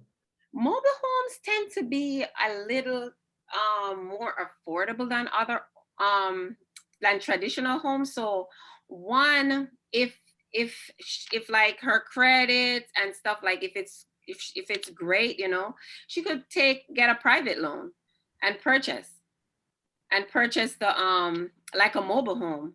It depends on what she's looking, even though some of them can be expensive too.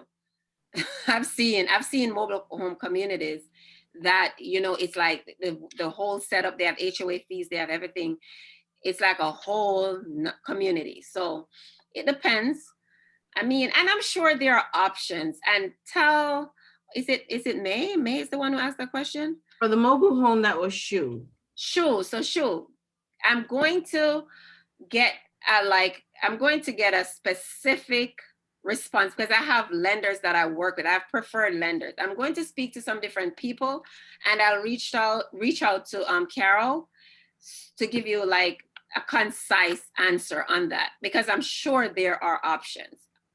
Maybe the person that you spoke to, that they don't particularly do it, but there are so many different programs. I'm sure there are options. So I can't give you a definite answer, but what I will do is I'm going to get that information and get it to you.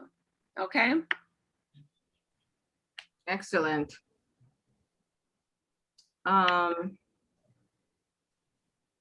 So I do want, huh?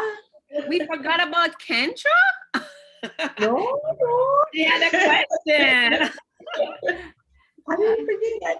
Mine is a bit of a, it had an original question on it, but it kind of evolved as you were talking about the benefits of homeownership. And so we may have to hold this one for the next one. I'll let Carol decide, because this may take you somewhere. So I saw a very interesting story on NBC News. And it was called Investment Companies Pricing Out Home Buyers. And if you know, in the Atlanta area, that's a hot area, especially for people of color. And so the lead person that they were speaking about, this woman was veteran, like you said, it's probably close to perfect as, you know, as you could have for buying a home. She was trying to move closer to her mother. And 30 times priced out of a home, to the point where she was forced out of the area that she was going to go into, because investments with companies are coming in with stock, you know, stockholders and investment backing, and buying up these homes sight unseen in cash, and then turning around to rent them and get the renter fees from it. So, and then I was having a conversation, I think it's happening in Virginia too. And, you know, I know like there's certain areas in South Florida where they're looking to get the property to develop it. Also, like they're trying to pull more out from the beach because the beach is a little bit saturated, but they want to get close to it. So it's making that secondary beach property, like where you come across, US one or something like that, a little bit more valuable and everything. So is that something that you're seeing happen in Florida? And when you see trends like that, what does that do to the American dream for someone who is being priced out of even being able to get into a subdivision simply because here comes another big corporation who is even allowed to buy it all up? Now I can understand a little bit, come in, take half, take a quarter, all of it, get all of it, so Yeah. It is challenging for the buyers. It is one of those it is one of those disheartening situations because you have a lot of buyers who literally simply want to purchase a home for their family. That's it. And because, as you said, they don't have the resources, Yeah. and they don't have the muscle, like as you mentioned, these investors. And cash is king. Cash is king. So if someone is able to make this offer, and typically a cash offer closes within 2 weeks or less, and a typical process to purchase a home takes between 30 to 45 days, sometimes even longer, depending on that situation. And if a seller's most times they will lean towards the cash, unless it's a strong buyer. I've had cases where sellers opt for the person that was getting financing because it was a better offer. Because sometimes these cash buyers, they what we call, they lowball the offer. You list your property for 100, they make an offer of 65 or 75. It speaks to how motivated the seller is. Do I really want to sell this property right away? I have to sell it. Someone is within 2 weeks, or sometimes sellers are moving. They're moving to another location because of work, whatever it may be. But to address or to speak on the second part of your question, is this fair? No, I don't think it is. I don't think it is. And sometimes it always falls on me when I take a buyer out and they look at a property and I make an offer and that offer isn't accepted. I have to break that news. Your offer was not accepted. But what I can say this about myself. When I make an offer for my buyer, I really make an offer. I just want to understand. That is why I keep I keep in close contact with the lender. Like, I get informed all the necessary information, because I want to know that you can get, if the lender said to me, hey, this is a great file, Kendra can get a loan approval within 15 days or 12 days. That's what I'm putting in there because that looks better. Inspection period. You have to be very bold in the way you write your contract. We don't write contracts. Let me back that up. In the way you make this offer, you have to make sure that you're writing a strong offer, and you have to be on top of it too. We showed a colleague of mine showed a property just the other day.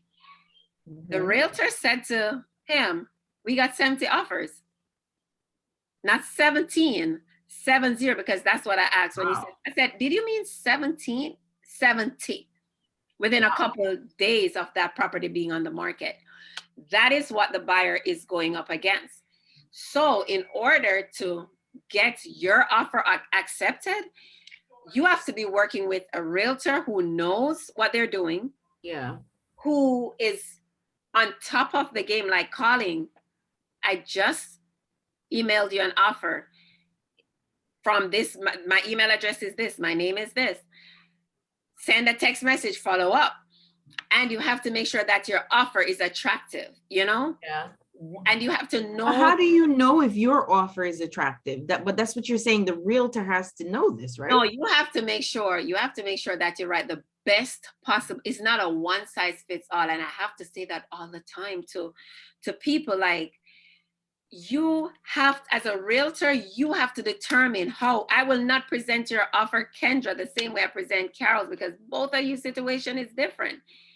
Maybe Carol can say, all right, so I'm able to do this, and I can do a 2-day inspection period. I can do, there's so many different moving parts. Oh, okay. I was just gonna say, what makes it attractive? Is it that I offer more money, or is that all? That's a factor. That's a factor. And two, also, the different contingencies that this offer is based upon, right? This sale, I would say, this transaction is based on these contingencies. What these contingencies are the things that we have to meet prior to closing. Okay. Inspection. How long is this inspection period? What inspection period means in this transaction, ladies and gentlemen, if you're listening, is during that period of time, you can back out of the deal if you want to. You can say, oh, I don't want to buy this property anymore. Guess what? Sellers don't want you to have a 10-day or however long, because that's they're losing money. Because once that offer is accepted, then okay, they're working with this, they're losing money. And if you decide not to proceed with this transaction, guess what? They have to put that back on the market, start the process all over again. Right. So these are things that I take into consideration. And I'll tell you this, I'm not tooting my own horn. Every time I write an offer, I kid you not, the realtors call me, they're like, Stacey, guess what? Your offer, beautiful, but we got a better, not every time they say they get a better offer, but even if they don't accept the offer, they call me and they say, I love this. You know, I take pride in what I do. Right. Absolutely. And you should. I take pride in what I do. And I write this from right here, because I'm thinking about calling. I love to send the messages. You know, I have an iPhone, and if it's an iPhone user where you have those, when I say congratulations, and then you have those, if you use the iPhone, if you have iPhone, where the confetti goes. Oh, yeah. I don't have an iPhone, girl. Android. But I have an Android. Yes, I'm an Android girl. Don't be sleeping on my Android now. There are better phones. There are better phones that will not lie, but I can't rock with an Android. you and your iPhone. Oh, girl. Right. Yeah. But I do see the confetti stuff because Facebook, thank you. Facebook has this thing. So when you say congratulations, whatever, it goes poof. It goes the same thing. People like us who don't have an iPhone, we get to enjoy that for a minute, huh? Yeah, we. It's coming to the Android. It's coming. Wow. Right. Well, you show it off, girl. But that's what it is. That's what it is. So in all actuality, so when the investors, when they buy the property, just to address your question head on, Kendra, it is perfectly legal. They buy these properties. And when they purchase these properties and then they fix them up, and then they either sell them for an arm and a leg, or they rent them for an arm and a leg. So, Yep. I have another question from May. Thanks, May. Why are new builds not commonly offered to potential buyers? Why are new builds? I'm not sure where that question is coming from. Maybe she had a personal experience, but for me, I build relationships with builders. Right. Because you have buyers who want to purchase a property that has character. You know, they want to purchase, they're not interested in a new construction. But then you have buyers who want to purchase new construction. So, I mean, that is an option. The thing is, when you work with I personally work with them. I don't know about other realtors. At the end of the day, my goal is to service my buyer or whoever I'm working with. So it's if you say to me, Stacey, I want a new construction, that's what we're looking into. The thing is though oftentimes the process, it takes some time, because a lot of times what buyers don't realize is that they're picking, when they go look at these new builds, they're not getting that home that they're looking at. They have to select an area and then they build that property. So that's the situation. So it depends.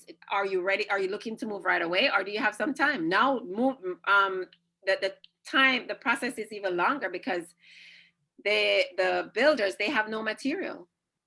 So you think you sign this contract, and sometimes they say, okay, you'll be able to close in December, but then it pushes to next year, March, because they can't get lumber, or they can't get the flooring material or whatever, especially, and it has gotten worse during the pandemic. Everything, I don't know if you have tried ordering some furniture online. Oh yeah, forget that. Forever. Yeah. So that is currently the state of the market. So Yeah. if your realtor hasn't presented that, I don't know what the situation is. Did you mention to them that's something that you're interested in? I can't understand why the realtor wouldn't do that, because you're going to get your commission either way. And Okay. that's literally a situation where they are going to handle every aspect of it, not the realtor. Right. So that's something that I've worked with buyers with new builds. Okay. We're getting ready to wind down, but I do have another question from May. I love the questions, May and Shu and everybody. Just keep them coming, please. Is it easier to buy an investment property since you already own a home? Is it easier to buy an invest? Okay, so if you are already a homeowner, there are a few factors to consider, or that the lender will consider, whoever is going to give you that money if you're not purchasing cash. Where is that property located? Is it within a certain radius? Because if it is, to the new property that you're thinking about purchasing, they will consider that a second home. A second home will attract more down payment. Really? Yes. So if it's your primary residence, your first home, the down payment is less. If it's FHA, it's like 3.5%. If it's conventional, it starts at like 5%. If it's a second home, and the reason why the radius or how close it is to this new property that you're purchasing matters, this is their train of thought. She's purchasing this home here, and she owns a home here, and then she's purchasing right next door. So this is a second home because she could literally live in this home. There are certain factors that will be considered. Did you purchase a 1-bedroom home and now you had twins? If you can prove that you now have twins and your family has expanded, then you can buy a second home, and the same principle will apply as when you purchase the other home. If it makes sense. It's a little, I know it can be a lot. Yeah, it is a lot. Does it make sense? Did I answer the question? Yes. Can you repeat the question for me? Let me make sure. Is it easier to buy an investment property since you already own a home? So there's a second part to that. I don't quite understand, because think about it. If maybe, I don't know if she's thinking along the lines of if she owns a home, she's taking equity from that home to purchase an investment property. Then it would be easy because you have money to put into that property. If you have a home and you're going to get a loan to purchase another home, the bank will consider several factors to determine how to structure this loan. Is this going to be a home where they'll consider it your primary residence, or is it an investment home or a second home? All those factors will determine how much money you have to put up front. Right. So it's not just cut and dry to say, yes, if At you all. already own a home, it's easy to buy an investment property. What you're saying is it depends on where you're going. So Right. if you are trying to buy an investment property, what you feel is an investment property, but if it's located in a certain area, the bank will have a different viewpoint about that. So it's not Right. necessarily easy. There are several factors to consider. Right. And, hey, May and everybody then- else. One last thing, because I Yeah. want you to be informed. The last point I'll make, Yeah. Carol. Another thing, if you're purchasing an investment property, you cannot use FHA, which is that 3.5%, because that is reserved for, it has to be a primary residence and you have to occupy that within a certain period of time by law. Right. So you can't use FHA to purchase a home and then rent it out within a certain period of time. No, it doesn't work like that. So again, I will say because all the information that I've presented is just general. It is always important to speak to someone and explain your financial needs, your financial situation, your financial health, wherever you are. And then that professional will help you to determine which way you should go. Ah, gotcha. Yes, ma'am. Awesome question. May and Shu and everybody else who's listening. And I think you answered it very well, because I like the fact that you're pointing out that it's not just a cut and dry thing for people who may not necessarily understand everything about it. It's a good way to say, listen, there are things that you have to consider, or there are things that the bank will consider that we may not be thinking about. So I do like the fact that you bring that out, because I didn't even think of that until you mentioned it, but that's where you come in. And I'm glad that you expounded on that. And I really just wanted to allow you to really answer it in depth. So everybody, again, we talked about getting in touch with Stacy. Clearly, you guys can see that she is super duper knowledgeable about what she's talking about. So if y'all have any doubts or any questions, you know where to get your questions answered. Okay. And I'm going to put Stacy's information and links in but while we're on the phone, Stacy, well, I'll get that at the end. But before we even wrap up, when you're talking to your clients, because we do have another segment that we're going to start later, but until our friends join us, I want to just ask you to leave us something. What are your final tips that you want to give to us, right? When you talk to your clients, or consultations that you give to clients who are coming to you looking for advice, trying to understand what direction to go, what are your final tips that you give? Okay. So I've always expressed to potential buyers, that it is important to speak to a professional. If you are thinking about purchasing, one of the worst mistakes to make is to think within yourself that you are preparing, because what are you doing? If you don't know the steps that you need to take, you don't truly understand the steps that you need to take in order to qualify, or what the requirements are, how can you adequately prepare? So one of the first things that I always advise my people who reach out to me to do is to speak to a mortgage professional. Let them ask you those questions. How much do you make? What was your tax return last year? How much, what's your debt?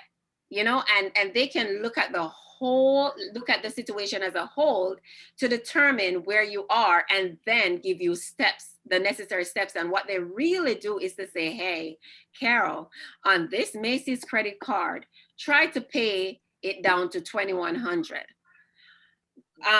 Also, get your credit score needs work. If you do this, and this, it will take you to where you need to be. Right. How much do you intend on spending on a home? This is the down payment. This is the estimated down payment and closing costs that you will need, so you'll know how much to save. A lot of people don't even know how much down payment or closing costs you will need. And I will just leave this tip when you're thinking about purchasing a home. Rule of thumb, to it depends on the loan type that you're using.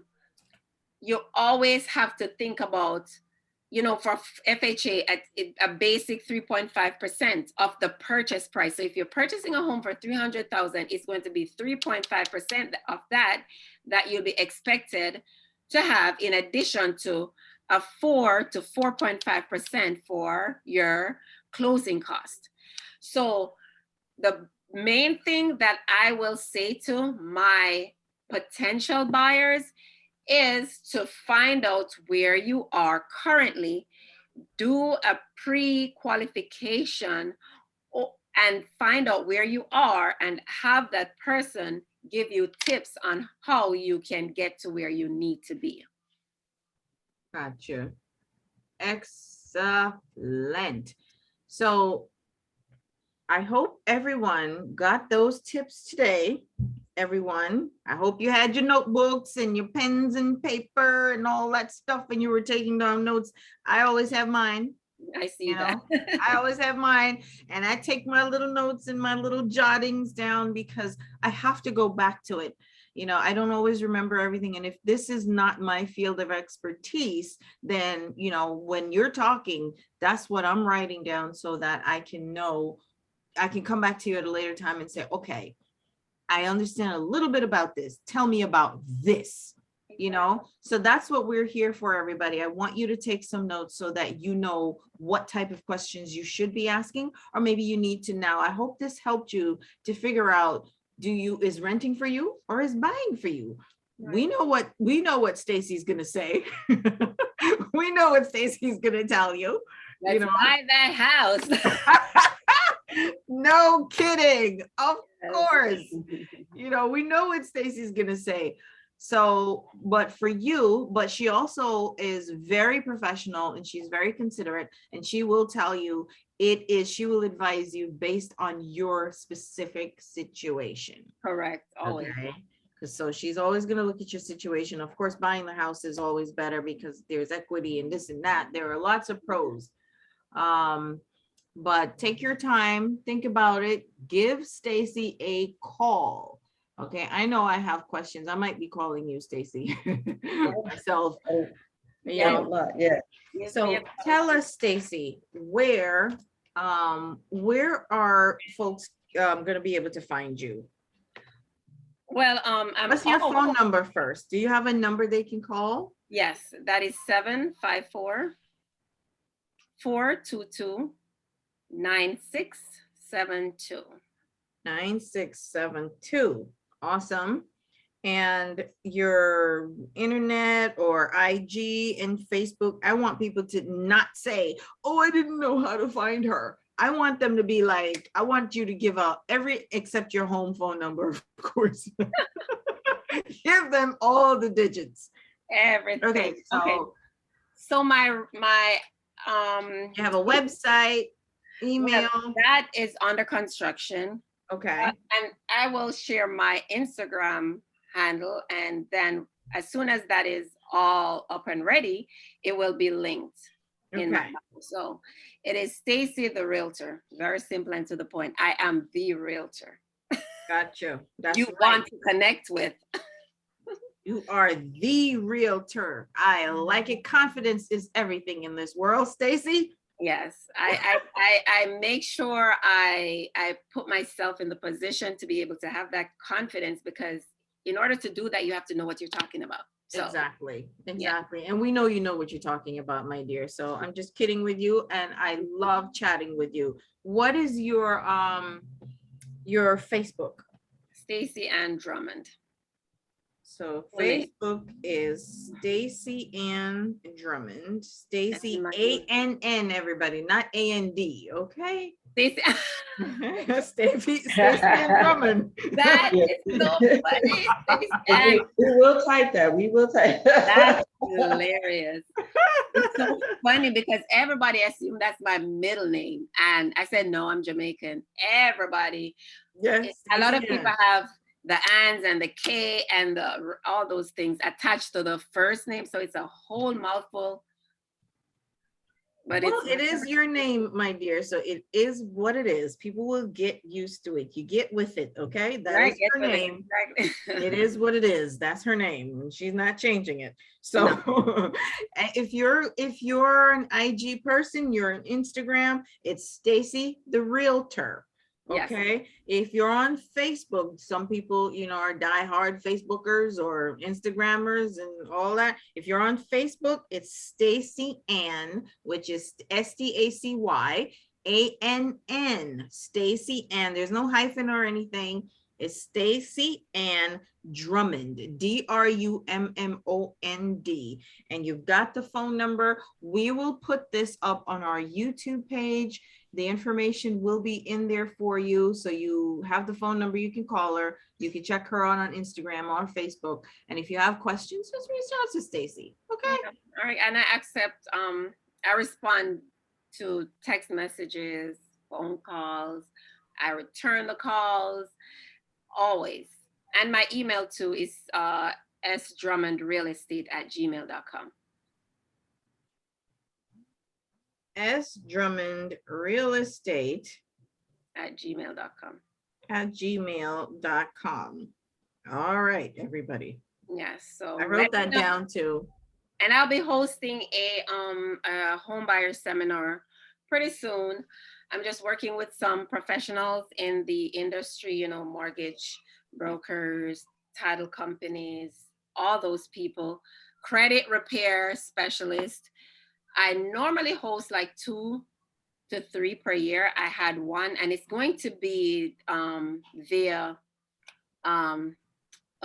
it will be virtual. So okay, I was going to ask that. Were you going to be in person? Yes, virtual. yes, we have to consider the time that we're in, and not everyone feels comfortable to be in, out there in a room enclosed. And I understand that. Nevertheless, I want everyone to be informed. So I had one earlier this year. It was pretty successful. And we had, I made sure that it's very interactive, had my PowerPoints with my nice pictures, my slides, and we had giveaways. It was a great Sunday evening. So I'm going to do another one, and I'll reach out to My Turn Radio. That's right. You guys know, so you can tell you can inform your wonderful listeners and viewers. Yes, absolutely. Absolutely, Stacy. Just let us know when you're going to do this, and we will be happy to put this information up, because people need this info. So many people think that this is such an amazing, it's such a huge thing, and they just can't conceive of the idea of doing something massive. That's what I felt before Yeah. I went into real estate. I thought it was so unattainable. I thought only rich people could own homes. Right. It's and then you realize that it is attainable. It is attainable. Especially. Yes. Go ahead. I was going to say what you're going to say. It's a great point that I don't know. I made a mental note of this. I should have written it down, Carol. Like, I'm going to take your advice and use my pen and paper. Go back to the old days. It works. For my buyers who have, they don't have enough money for closing costs, down payment and closing costs. Some cities are giving money to those people to qualify. Oh, really? Yes. Some cities are giving up to 100K. What? Where are they? There are avenues. Now, I cannot say that a seller is going to give you money towards closing. They used to do it in the past, not in this market. But there are other avenues. So if there's anyone on here listening and needs some, information regarding that, just reach out to me and I will explain it. I will literally point you in the right direction to see if you can qualify for that and take advantage of it. Yeah, absolutely. I didn't even know that. That's interesting. I got my wheels turning. So if anybody else is interested in that and it got your wheels turning, there is assistance that you can get if you want to purchase a home. And Stacy just told you several of them on this show, and the one that she just mentioned to you as well. So give Stacy a call. Here's the number again, 754-422-9672. And do not be afraid of the fact that she's located in the South Florida area. She does have a network of realtors, and she has information that she can help you if you're in another area. Okay. And Shu says, thank you, thank you, thank you very much. So thank you, Shu. You know, we love you. Have a good All right, evening. Stacy. Very informative. very Thank you informative. so much. We had a wonderful time with you today. We will definitely have you back. So as long as you want to come and you'll make some time for us, we'll be happy to have you back. It is always a pleasure. It's always a great time hanging out with you. And I wish you guys all the best in your endeavors and stay safe, guys.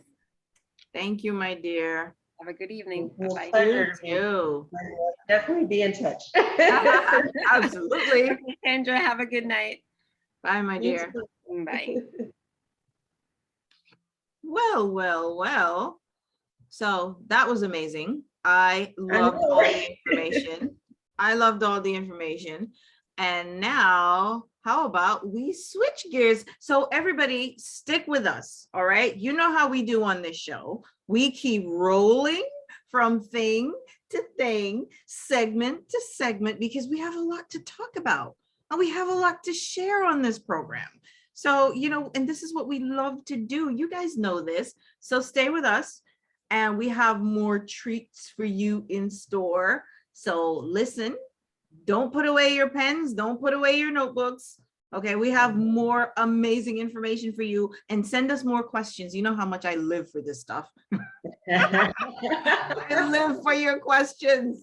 I love it. All right, so here we go. All It's right. time to talk about you and what you do. It's our business spotlight. That's All right, right. everybody. You know how we do. This is our business spotlight. And Kendra, I'm going to let you take it away. Okay. Ladies and gentlemen, this is Brian Street. Brian is a social entrepreneur. He is an educator. He's an author. He does everything from business repair. He's a public speaker. He goes into the colleges and into the schools and helps our endangered youth get back on track. And that's just the tip of the iceberg. This man does web design. If you think I have a lot going on, I have nothing going on compared to Brian Street. He is an awesome individual, and I'm so happy that he could join us this evening. How are you, Brian, sir? I'm splendid. I walked away from the screen. I was logged in. I was like in the background or in the backstage. And I said, you know what? Let me go on Facebook and actually listen in. So I put on my headphones and I was listening in. I'm over here eating Brussels sprouts and listening to whether, do I want to rent or do I want to buy? So yes, great content. I absolutely was loving it. I came back to my seat and I saw that I had a ton of messages. I had a ton of messages waiting for me, like, Brian, come on, ready for you. So I'm just thrilled to be here. I'm just thrilled to be here. Wonderful. I love the fact that you said you're splendid. Oh my goodness. It's so funny what a simple word can do and how it can make you feel. And I love the fact that you said, I'm splendid. You know how many times people say to you, how are you doing? And you say, and I'm guilty of that. And you say, oh, I'm doing okay, or I'm doing all right. And then our body slouches with that as well. And it just drags down everybody else in the room, etc. But you came in like, I'm doing splendid. And I'm here for you. You made my day. You made my day. Thank you. Oh, thank you. Hi, Yoli. Thanks for joining us. So yes. So Brian, social entrepreneur. You are the founder and CEO of the social enterprise. So what is that really? Tell us what the social enterprise is and what do you do with that? Well, I am founder and CEO of the social enterprise called Your Legacy Begins Now. Okay. Your Legacy Begins Now is my company. And I use my company as an umbrella, whereas I render a plethora of services via partnerships or either individual services, whereas a percentage of my revenue goes towards developing, sustaining at-risk transitional age adolescent programming. So mentorship programming, leadership programming, because when I was living in Miami, I was working in child welfare and I saw these teenagers that were aging out of the system and didn't really have the life skills necessary to transition into adulthood and actually have any type of success in life. And I asked administration, what's the problem? Like, why are these kids aging out, ending up dead, aging out, ending up in prison, aging out, ending up having their kids coming into the system? And I was told that there's no money there for the services. So I had one foot in the entrepreneurial space and one foot in the social work space. So I asked myself, how can I use some of this, all of this income generating activity in this entrepreneurial space and bring it together with doing social good?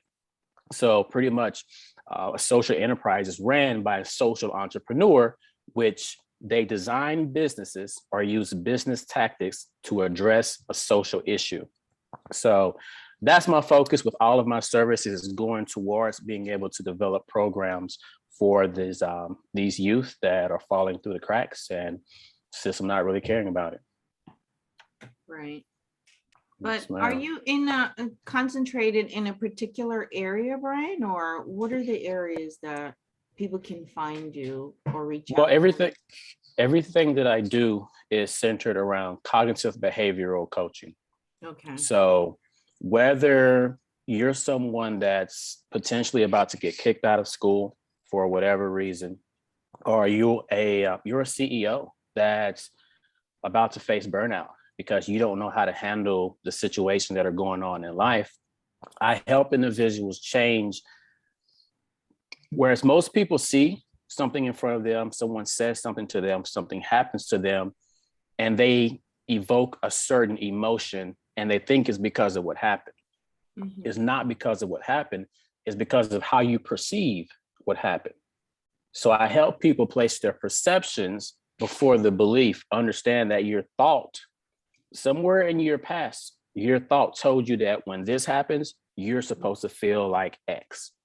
So I work with professionals, I work with individuals in the school system on changing how they look at and the value that they place on the things that happen around them so that they can in turn change the direction of their life. Kind of like how I came into this session. There's been a lot of things going on in my life that are dark and gloomy. I could have easily allowed my perception of that to bleed over into this, but I said no. What I want to come to me is how I'm going to portray myself as soon as I come in. And eventually, one way or another, it's going to come back to me. Right. Oh, that's amazing. So in your coaching, I love that you do that because also, Brian, on this show, we've covered topics about mental health. We talk about anxiety, depression, and we do have different experts that come in as well and talk about this because, you know, obviously myself or Kendra or Reese, we're not the experts on these topics. So I love that you're coming in and you're talking about this as well. And because I keep saying this to our audience all the time, we're going to keep on telling you that you need to express yourself, or if there's an issue going on with you, we're going to address it for you. If you're afraid of it, you know, we're going to help you find the help that you need, because a lot of us in the Black and brown communities, we often don't reach out for help, or we pretend that we're okay. And there's a stigma around a lot of it. So I wonder if you could tell us a little bit about that too. Is there any stigma? Because so many people don't want to admit, right, when something is wrong. And you mentioned like CEOs that may be going through burnouts. I've worked in corporate America for many, many years in an executive capacity. And I know these people do not want to admit that maybe they're lacking in some way, or there's an issue going on because they're powerful and strong and they're supposed to be all knowing and so forth and so on. So what are the stigmas that you deal with, or how do you sometimes work with some of these more challenging? I know it's a lot of questions. No, you're good. Yes, I love this question because for about, what is this, 2017, a little over 4 years now, I've been engulfed in this type of coaching. Now, usually the settings that I'm in are business settings. So I'm coaching people who are looking to become an entrepreneur. They're looking to scale their business because they become stagnant, whatever it may be. So we get onto the phone or on a web conference, and I read their emotions from the first words that they, just like you did with me, from the first words that they say. If you get on the phone with me, hey, how you doing? I'm all right. Okay, wait, stop. I know we were supposed to talk about XYZ, but before we get to that, like what's keeping that I'm all right from being I'm great? Like, let's talk about it. And I come with an approach to where I'm not too abrasive, but I'm also, not, just simply pat you on your back. So I help people feel so much more comfortable with opening up their vulnerability. And I couldn't even count the number of times that I've had someone tell me, oh my goodness, I've never told anybody that, not even my parents, not even my closest friend, not even my spouse. Nobody knows that about me. And I can't believe you got me to divulge that information, because it's only once you're able to fully open up that you can truly be helped to break those chains that are holding you back from whatever it is that you're looking to accomplish. And typically, as you mentioned, we don't want to expose that part of ourselves to those around us, because it makes us look weak. It makes us look like, specifically in the Black male population, where you got to be tough like a man. Like, don't be crying like a little girl. No, if you got to cry, you better let it out. Yeah. And I've had multiple men that would come to tears and actually cry on the line with me. And I give them their time. Look, let it out. Because the more you keep it bottled in, the more you're going to displace it on someone or something that didn't deserve it. And typically it makes you a whole lot lighter. I have one client that I work with. She's a certified grief counselor. So we're looking at some collaborations that we're going to do together. And one of the running jokes that we have is, it's crazy how we take so much pleasure in taking your pain, your burdens, and putting it on our own shoulders so that you can walk lighter, because we've been trained and we've positioned ourselves. We can take that trauma, regardless how dark it is, and we can package it away, put it in our subconscious, and it doesn't bother us until we need to bring it back up to address it with you again. Wow. So I've got some pretty dark traumas back there. And I really am thankful that my creator gave me the talent, the skill set to be able to help people in that way, because there's a lot of people hurting out there. Yeah. And I'm just thankful to be one that can be of aid. I'm so glad that you're saying that, Brian. Thank you so much. It's so funny. About 3 weeks ago, the topic of this show was grief. And I'll tell you, that was one of our most popular episodes. We had so many people on. We got so many comments and questions. And there were folks also on our live that just opened up and made themselves vulnerable to talk to this amazing counselor that was on with us. And she mentioned the same thing that you mentioned just now, because one of my questions was like, how do you deal with this dark stuff? Everybody throwing all their burdens on you. How do you sleep at night? We were like, how do you sleep? Carrying all this. And she said the same thing that you said, because you guys are trained to kind of compartmentalize and put things in their own space, while the rest of us are just carrying it and we're weighed down and it feels like it's killing us because we don't know how to handle it. Right. Mm-hmm. So I thank you for that. And I'm just going to plug shamelessly that episode again. Everybody, go out. It's on YouTube, it's on our podcast platforms. Go out there and look and take a listen or take a look at our episode where we talk about grief. And hopefully, maybe Brian will come back again with us and talk to us because it's such a big topic that we would love to address it again. And I'm glad, I'm going to make a note, Brian, if you don't mind, maybe you'll come back and talk about that specifically and go a little bit more in depth about that with us. Actually, the lady that you had on, if I'm not mistaken, Lorna Chapman. Yes. Yes, she's the one who I'm speaking about. Oh my gosh.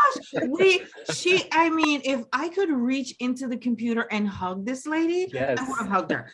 And I got so many comments. It's so funny. I'll tell you this real quickly. I won't take up too much time, but I got comments after the show as well from some of our listeners who said they had to turn it off, and not because it was bad, but they started crying and they just got overwhelmed and stuff because what she was saying touched them so deeply and reached them so much. So they just wanted to express their thanks for everything that she was saying and helping them to strip away. And I was like, oh my gosh, it made me feel so good that we were able to bring her on to cover these topics because, again, a lot of our Black and brown folks do not face the issues that they're dealing with. So the fact that many of them, took the time to come on and express that. So you're going to be collaborating with her. Maybe you both will come back. I'm more than willing. That was such an amazing topic. So yes, so we're gonna going back to chat with you now. Oh, you said so much. He really did, especially when our group as women, we're accustomed to that. So it is always refreshing when you hear the male perspective and when we see how much we have in common as opposed to, our differences, like men do this and women do that. And we all have to process it, and the way that you put that emotional feeling and put it also into business, because everybody, we use these words like, what was the word we used to use with shark? Carol Redlick, she was like, if I was a shark, and people like going out there and get this money and everything. And it's like you kind of have like a smooth way of like, we're going to be successful, and it's, but you don't have to go out there and stab people to get it. So like, how did you go from like the social work aspect and then make that transition into being an entrepreneur and do it and still maintain heart? Well, I don't think the heart will ever go anywhere based off of how I was brought up and a lot of the things that I saw around me as I was coming up. So the heart is going to be in anything that I do. And sometimes it can, be to my detriment. Sometimes I can allow myself to be engulfed so much in the passion-driven work that I kind of let the profit fall to the wayside, which I've gotten a whole lot better at. But I started to do a lot of research while I was working in it was a faith-based child placement agency in Miami, Florida. While I was working there, I was doing a lot of research on entrepreneurship, and not just traditional entrepreneurship, like people who were doing good and making good money.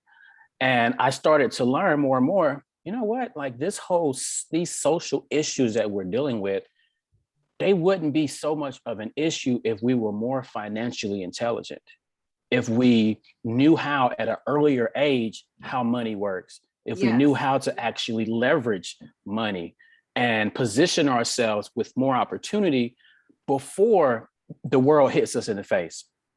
And that's why I've started to navigate more so to the financial space, learning more about investing, learning more about various different types of ways to save money. And funny enough, my kids were here the other night and we were playing this game called Stack Your, I forget what it's called. Anyways, it's a game that my son played at school in one of his gifted studies classes. where you have index funds, you have all these different investment types, and you have 20 years, but it's Yeah. actually 20 minutes real time. And you have to see who can have the highest net worth at the end of that 20 minutes. So you're trading stocks, you're dropping money in index funds and your certificate of deposit. You have to know when to pull it out. And he whooped me every single time. Every time. Awesome. And I'm thankful for that because Kendra knows, our primary mentor, a gentleman by the name of Chris Holder. He has positioned so many of us to look at life so differently. So I've gotten into investing over the last 4 years. Both of my kids have a portfolio. My daughter is only 7, my son's 14. They have a portfolio. My daughter asked me about her company, the company that she's invested in, so that she can get rewards because she's asking me about it. And I started to see that if we start to internalize that into allow our kids to internalize that at a younger age, once they come of age, they won't necessarily fall into the gaps that pushes people into the system. So that's why I'm doing what I'm doing, because if you look at social determinants of pretty much anything in society right now, it's not necessarily black and white completely. It's green or no green. If you got money, there's so much more opportunity. You think Jay-Z, if Jay-Z didn't have the money that he has, he would be sitting at the table with some of these top name people that don't look like him? Absolutely not. Like it opens doors. And it's so often, I'm in the Bible Belt, Mississippi. It's so often where you hear things like, money is evil. Like, why are you out here trying to, be an entrepreneur, make all this money? If you give a good person $1 million, they're going to be an even better good person. If you give a bad person $1 million, they're going to be an even worse person, typically. So as long as your values are in the right place, and that's what I aim to pour into my people, that I coach, that I train, make sure that you're doing it. Don't be an entrepreneur for the sake of being an entrepreneur. Find a problem in society that you have the capacity to address at some level or another, and you develop a business around that if you have the desire to. But don't be an entrepreneur for the sake of being an entrepreneur. Become an entrepreneur to solve a problem that's going to help other people live a better life. And as long as people, and that's why I aim on becoming, helping people become social entrepreneurs.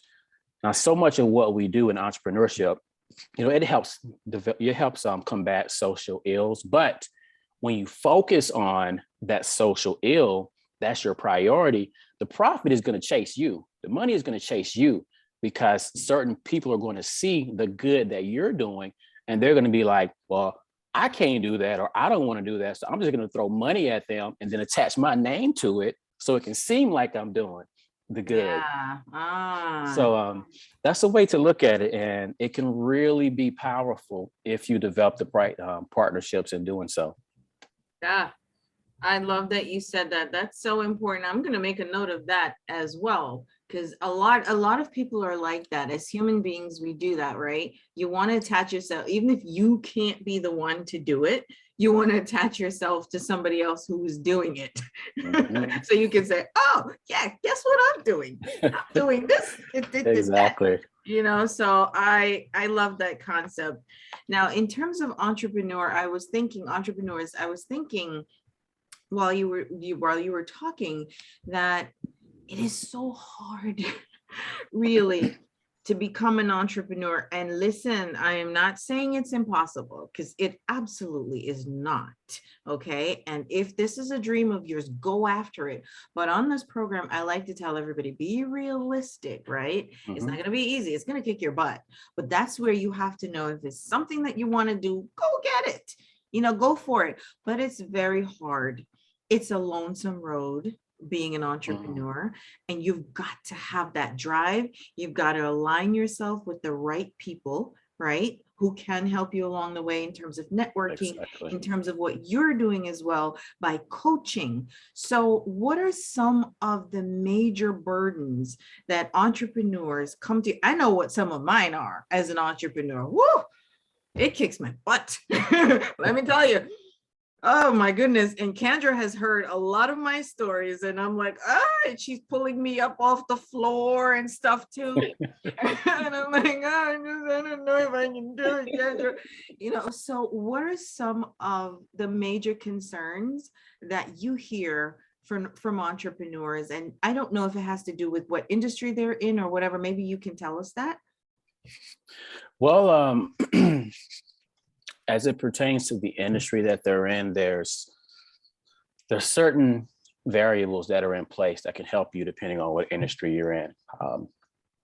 For example, if you're in an industry that is easy to build a larger team, that can take a lot off of you from the beginning.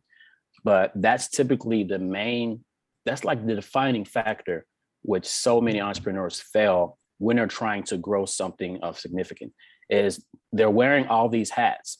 On every quarter, at the end of each quarter, I help my mentor, I help him give a quarterly training, and we go over business planning. And when we get to the management and organizational structure component of the business plan, so who is the CEO, who's the COO, who is the graphic design, head of graphic design, who is your PR specialist, who is your marketing head of marketing?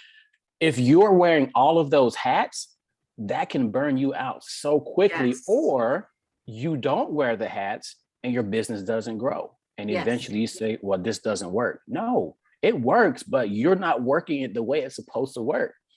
And that's one of the main things. Second, typically support or lack of support. And it's one of the things that can break up relationships, that can break up friendships, when you are gung-ho and I'm going to accomplish this, and those who are around you are like, I don't think you need to be going after that. And you're like, nope, I'm going to do it anyways. And then it draws that wedge. And that's one of the sad things in entrepreneurship. But ultimately, it's something you have to really come to and ask yourself, is it worth losing this relationship? And what is it going to look like in the long run? And it's one of those, especially if it's a significant other, it's one of those things you want to have a conversation about at the very beginning of the relationship. Like, where do you see yourself in 15, 20 years? How do you see yourself getting there? Because if you're not in alignment, then it's probably not going to work out in the long run. It's all happy and dandy at the beginning, but when you are focused on what you truly want your life to become and you're a significant other, it's like, nope, I'm not about that life. That's when things start to get a little ugly. And then ultimately is, I would say third is not being real about the struggles. You know how they say, fake it till you make it. No, don't fake it till you make it. Like, you can be intentionally optimistic. You can throw faith on it, but continue to work. But so many people will try and put out there, I'm doing so well, but they're not really getting the help to actually be doing well. So a lot of people, fall into those types of cycles to where they want to look the part, but they're not doing the work to actually be the part. And those can be some of the ones that are a headache, because they don't want to do the work. They just want to look like they're doing the work. Doing it. Exactly. I see so many, we all know about the ills, so to speak, of social media. And we go on and we see everybody bragging and everything is fantastic and, glossy and beautiful. And we all know that we should not buy into all of the fake lies and all the stuff that everybody puts out on social media. And it's all the whole fake it till you make it thing, so I'm so glad that you mentioned that. But again, I just want all of our listeners to really take note of what you just said. And that's something that a lot of times people even tell me, to just fake it, just do this, because so many other people are doing it. And I don't want to do that. So I'm glad that you mentioned that if you truly have a passion for what you're doing, and it takes more than just passion, right? Is what one of the things that you're also saying, Brian. It takes more than just your passion. You've got to have the organization, you've got to have all these things. And I wrote down the management, the organization, all of that. You've got to be organized to follow it, and you got to put in the work Mhm. to get this stuff done. One of the things that I'm reminded of it by my leadership, but also I remind those who I lead as well as you go to a job, you're going to do what you got to do. You got somebody's eyeballs on you from this time to this time. Oh, I got to be active doing this, doing this, doing this. You take a break at a structured time. You get off at a specific time. Why aren't you putting that type of structure around your own business? You need to start at a certain time. I'm going to go at it, no distractions until this time. Obviously, you got a little more flexibility when you're at home or, you're doing your thing, but you have to have that structure and self-discipline. And then ultimately, so the organization, structure, the self-discipline, the accountability to do it, even though nobody's watching. Now, it's so easy when, and Kendra knows, every morning, 5:30 my time, 6:30 East Coast, I do a wake up and win session on Clubhouse with Chris. And it sounds good when you're on there. Today, I'm going to do X, Y, and Z. I'm excited about this, this, and that. But then you get off and you go back to sleep. Yeah. And then you get nothing done. But, and the thing is, I don't even want people to feel bad about that. But, and this is, me being in the behavioral health and the mental health space, you have to take care of yourself. If you need to sleep, schedule your sleep in. Say, I'm going to sleep from this time to approximately this time. Right. If you need a break in the middle of the day, schedule it in. I'm going to take a break, no work, no phone calls. I'm going to scroll down social media from this minute to this minute. When you schedule it in, you can keep your productivity. It's when you try not to schedule it in, I'm just going to be a workhorse and go from sun up to sundown. That's when you start doing it and you feel guilty about it. Or you start doing it and you lose productivity. Someone who was depending on a project that you were supposed to be working on, you feel bad about it. But if you let that individual know, and I tell Chris on a regular basis, look, I put an all-nighter last night. Today, I'm sleeping in. So you're probably not going to hear from me until this specific time. And he understands that. At the same time, he's going to push every so often, see what you can do to go to bed a little bit earlier, do this, do that. But the communication is what's key. When you have a team or individuals that are depending on you, it's all about the communication and then just holding yourself accountable. Oh, geez. It's like you came on here today to speak to me directly. Huh? Kendra, did you tell him about me? He's talking to me right now. No, oh my goodness. I don't know what to say. Brian, I know there are so many of us out there because I know I'm not alone, and you're speaking this stuff from experience. So you're talking about this because this is something and you've experienced this with other people as well. So right now, for our listeners who are listening, don't feel bad about yourself.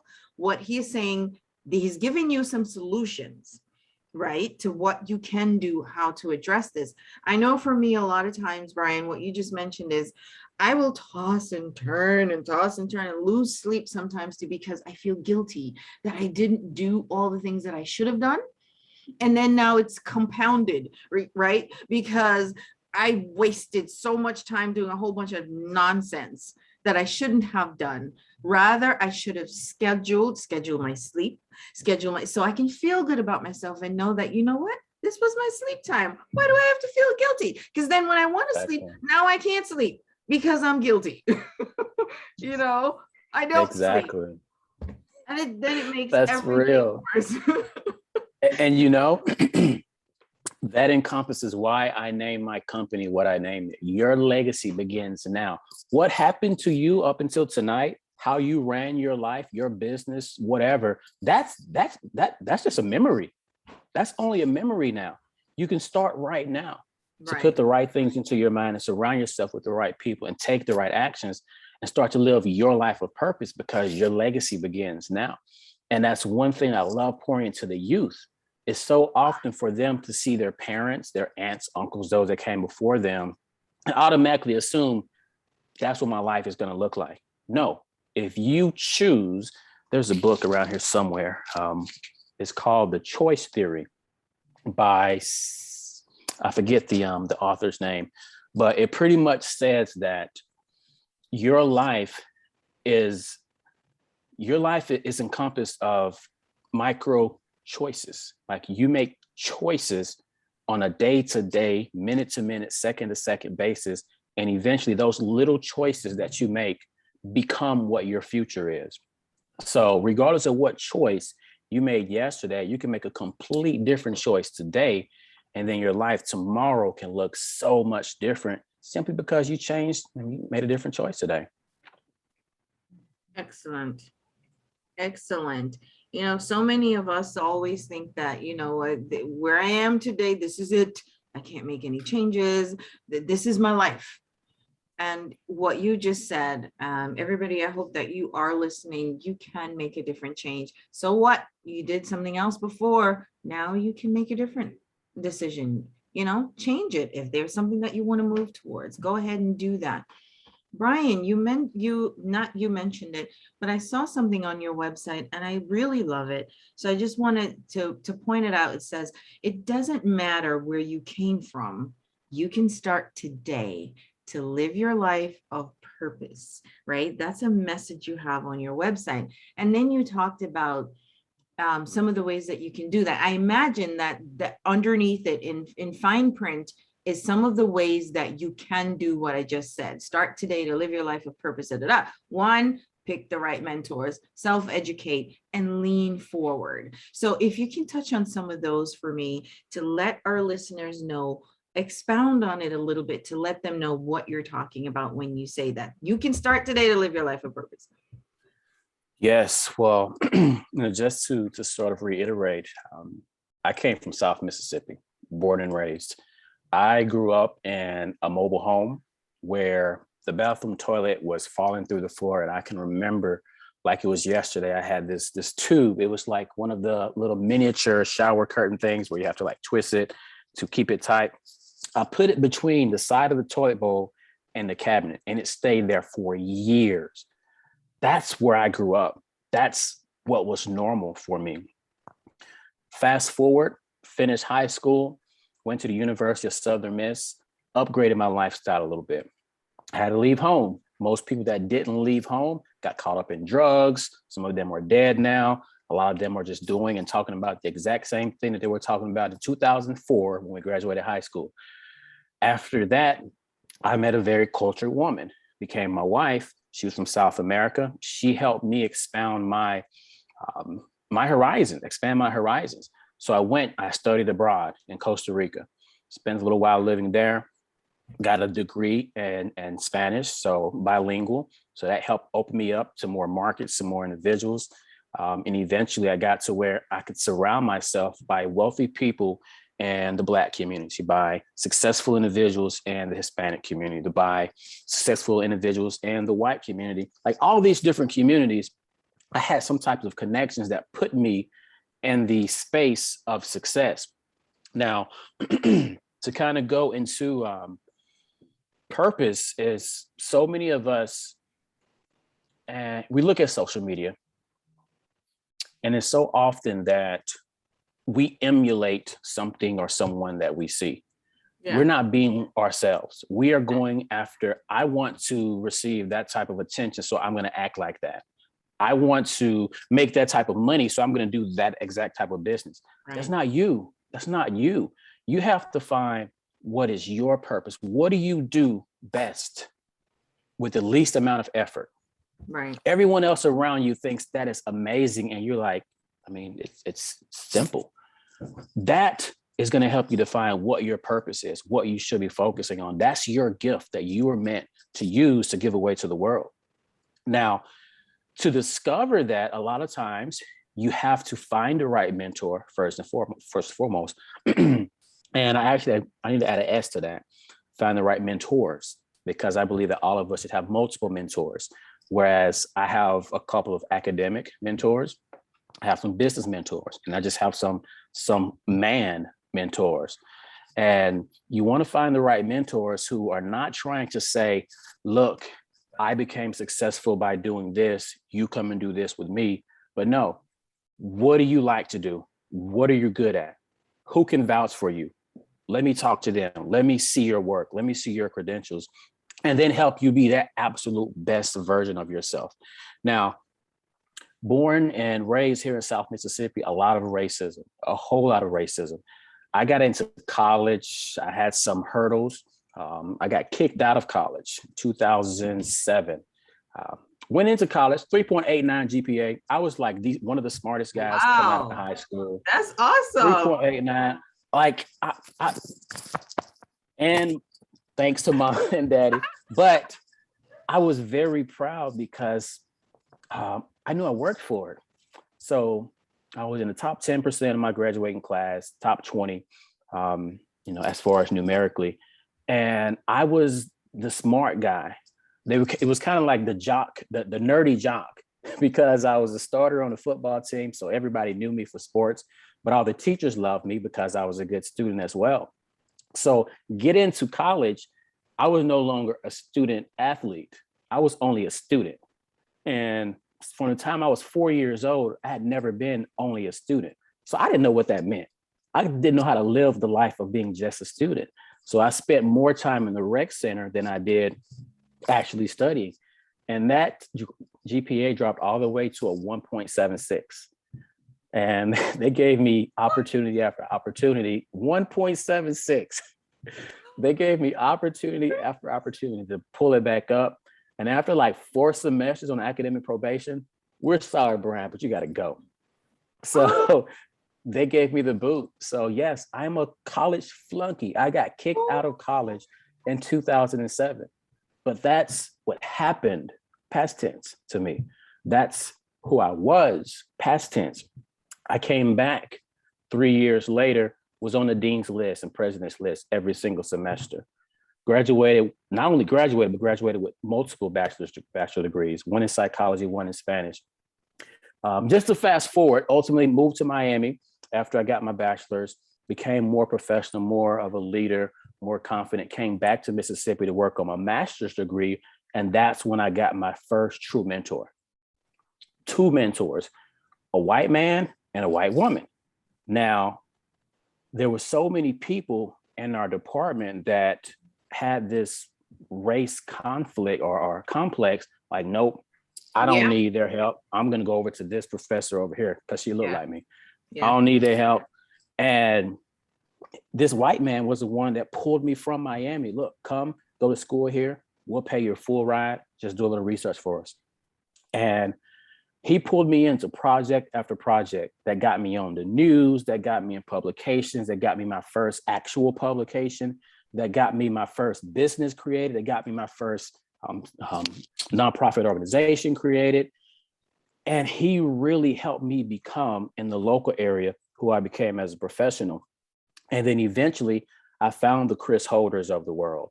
I found these individuals who had done it in the business space. So that's what I mean by find the right mentor, those who see your skills and they push you to be the best in your area.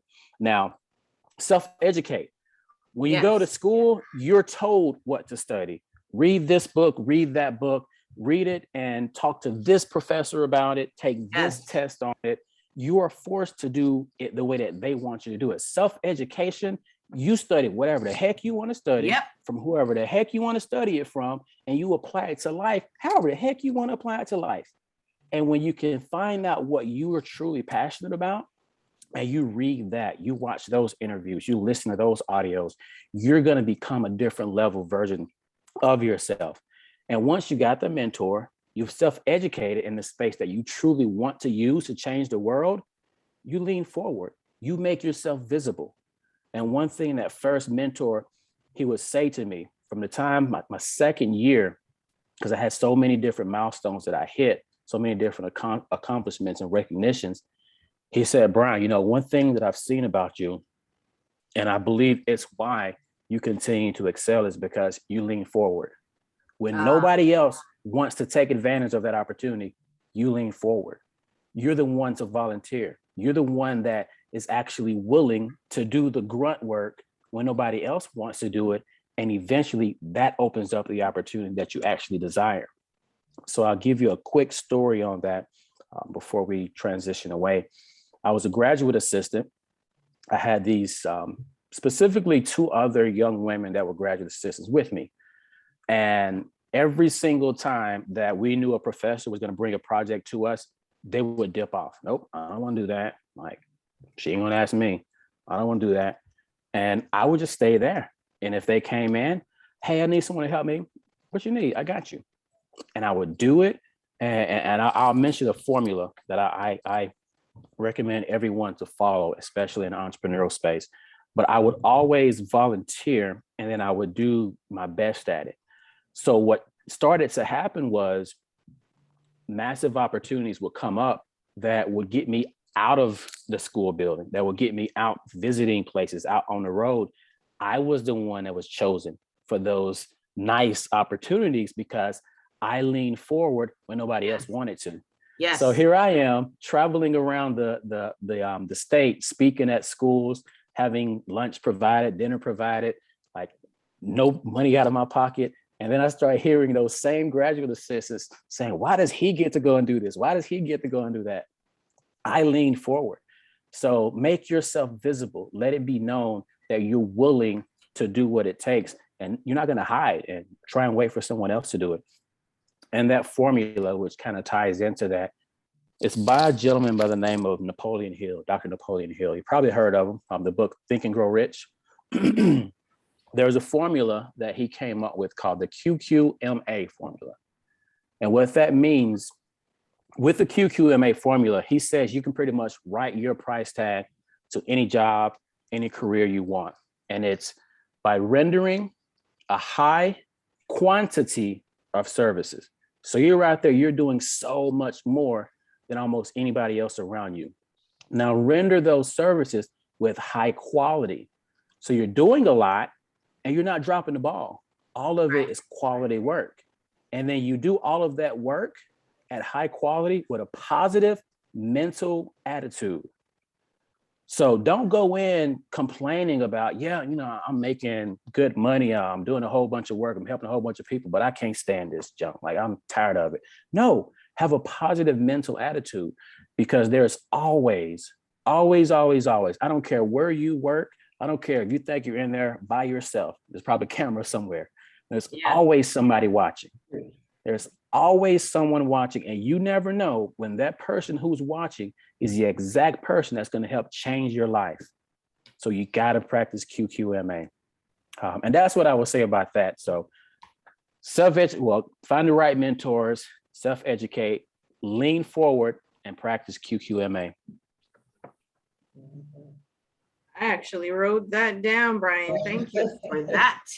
Oh, because I am not playing. I wrote that down, and hopefully everybody else wrote that down as well, because it's so important to have all those 4 things that you actually mentioned. And before you went into it, I was going to ask you, but you did. So I'm glad.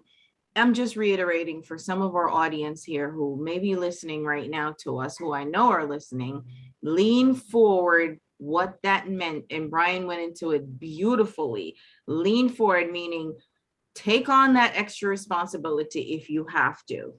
Don't be afraid to let your light shine, make yourself visible. Okay, lean into something. All right, don't run away from it because you're scared. And we all need to hear that from time to time. And the big thing that you mentioned as well is somebody is always watching.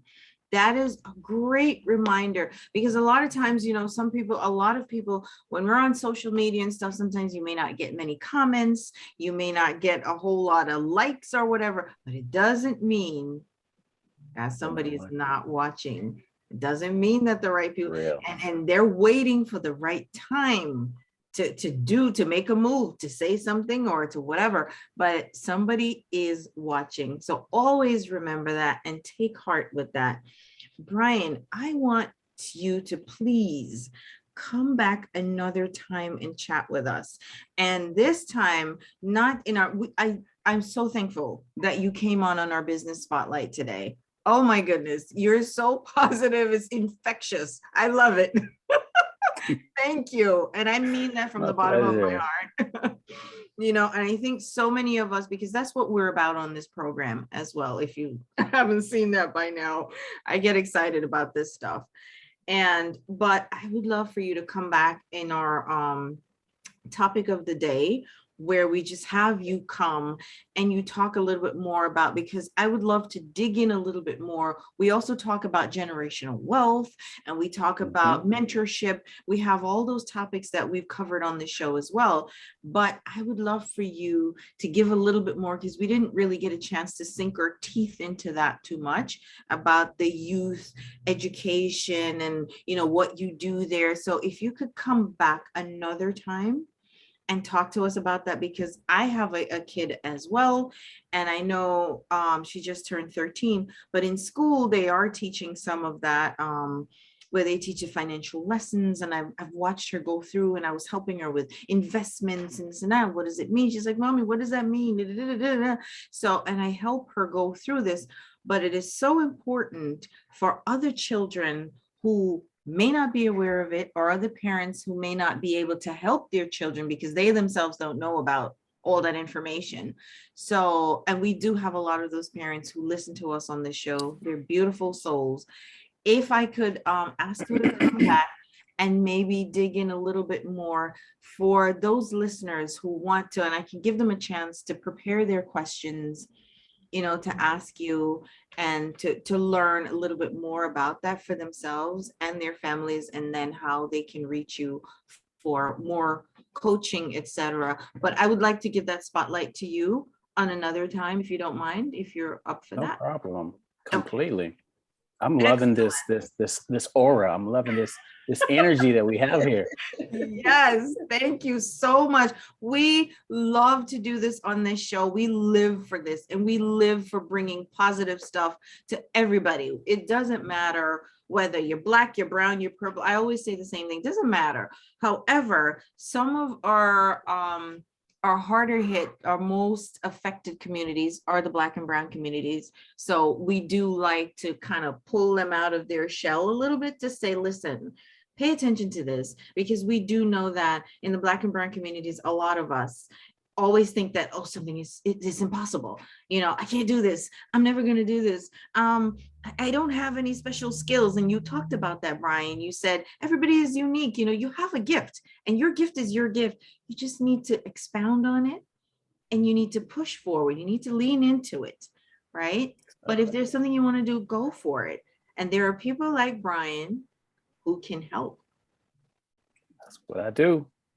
Yes. That's what I do. I want everybody to know that. Brian, before we go, because I do need to end the segment right now, and then we'll definitely, thanks to Kendra, really stay in touch with you so we can schedule another time that maybe you can come on and talk to everybody. And I like to just remind you also, we have guests from the UK, the Caribbean, from Canada. It's all over the world, and we love to brag about that on the show, because we just we love it. That's beautiful. So just so you know that your time would be well spent, because I know you're a busy man. So if you could tell us, that the folks who are listening right now, we're still broadcasting live on the radio as well as on Facebook. If you can tell the folks who are listening, how can they reach you to get some advice from you, especially in the social enterprise arena? If you're looking to become an entrepreneur, or if you have children that you need some guidance financially, etc., how can they reach you? You can reach me on my website, yourlegacybeginsnow.com. The Instagram handle is the same, Your Legacy Begins Now. I'm most active on Instagram. I'll even get my phone number. I think my phone number is on my website as well, 601-307-8255. 1921. And I am not one of those people that are going to tell you, call me anytime, because you're probably not going That's to get right, me. because you got to schedule your sleep. Exactly. Yeah, Kendra will tell you. There's no So yes, it's I You get call phone calls. between 6 and 6:05 p.m. Doggone it. Exactly. he lives Yes. exactly what he says. Yeah, because when you run multiple companies and you serve so many different individuals, plus you're a present father, you have to stay productive in the areas that you were intending on being productive in. And I'll kind of leave with this: attention or intention and attention. You need to start your day, your week, or whatever it is, your month, with an intention. What are you intending on accomplishing that day? What are you intending on actually getting done? And if at any point throughout that time that your attention goes on to anything that was not part of your intention, that's a distraction. I don't care how important it was, that is a distraction. But don't feel bad about it. At the end of the night, you review your day. What was a distraction today? Should I incorporate that in my intentions for tomorrow? And you repeat that cycle to where you'll figure out, okay, that's a consistent distraction. Maybe that should be on my agenda every day. So I have to stay focused on what I put my intentions on, or my productivity will be dead. I'm a talker. If you call me, I'm probably going to be on the phone with you for an hour plus, because it's difficult for me to just stop you and move. So I'm like, look, text me and let me know what we need to talk about. And then we'll get on, we'll talk about that. And we got to get off kind of expeditiously because I got things to do. There you go. I love it. You're structured, but at the same time, you're focused, and you do it with a heart. Of course, you're not just going to cut somebody off, but you need to know how you can help them so you can guide them. It's not just all over the place. I love that.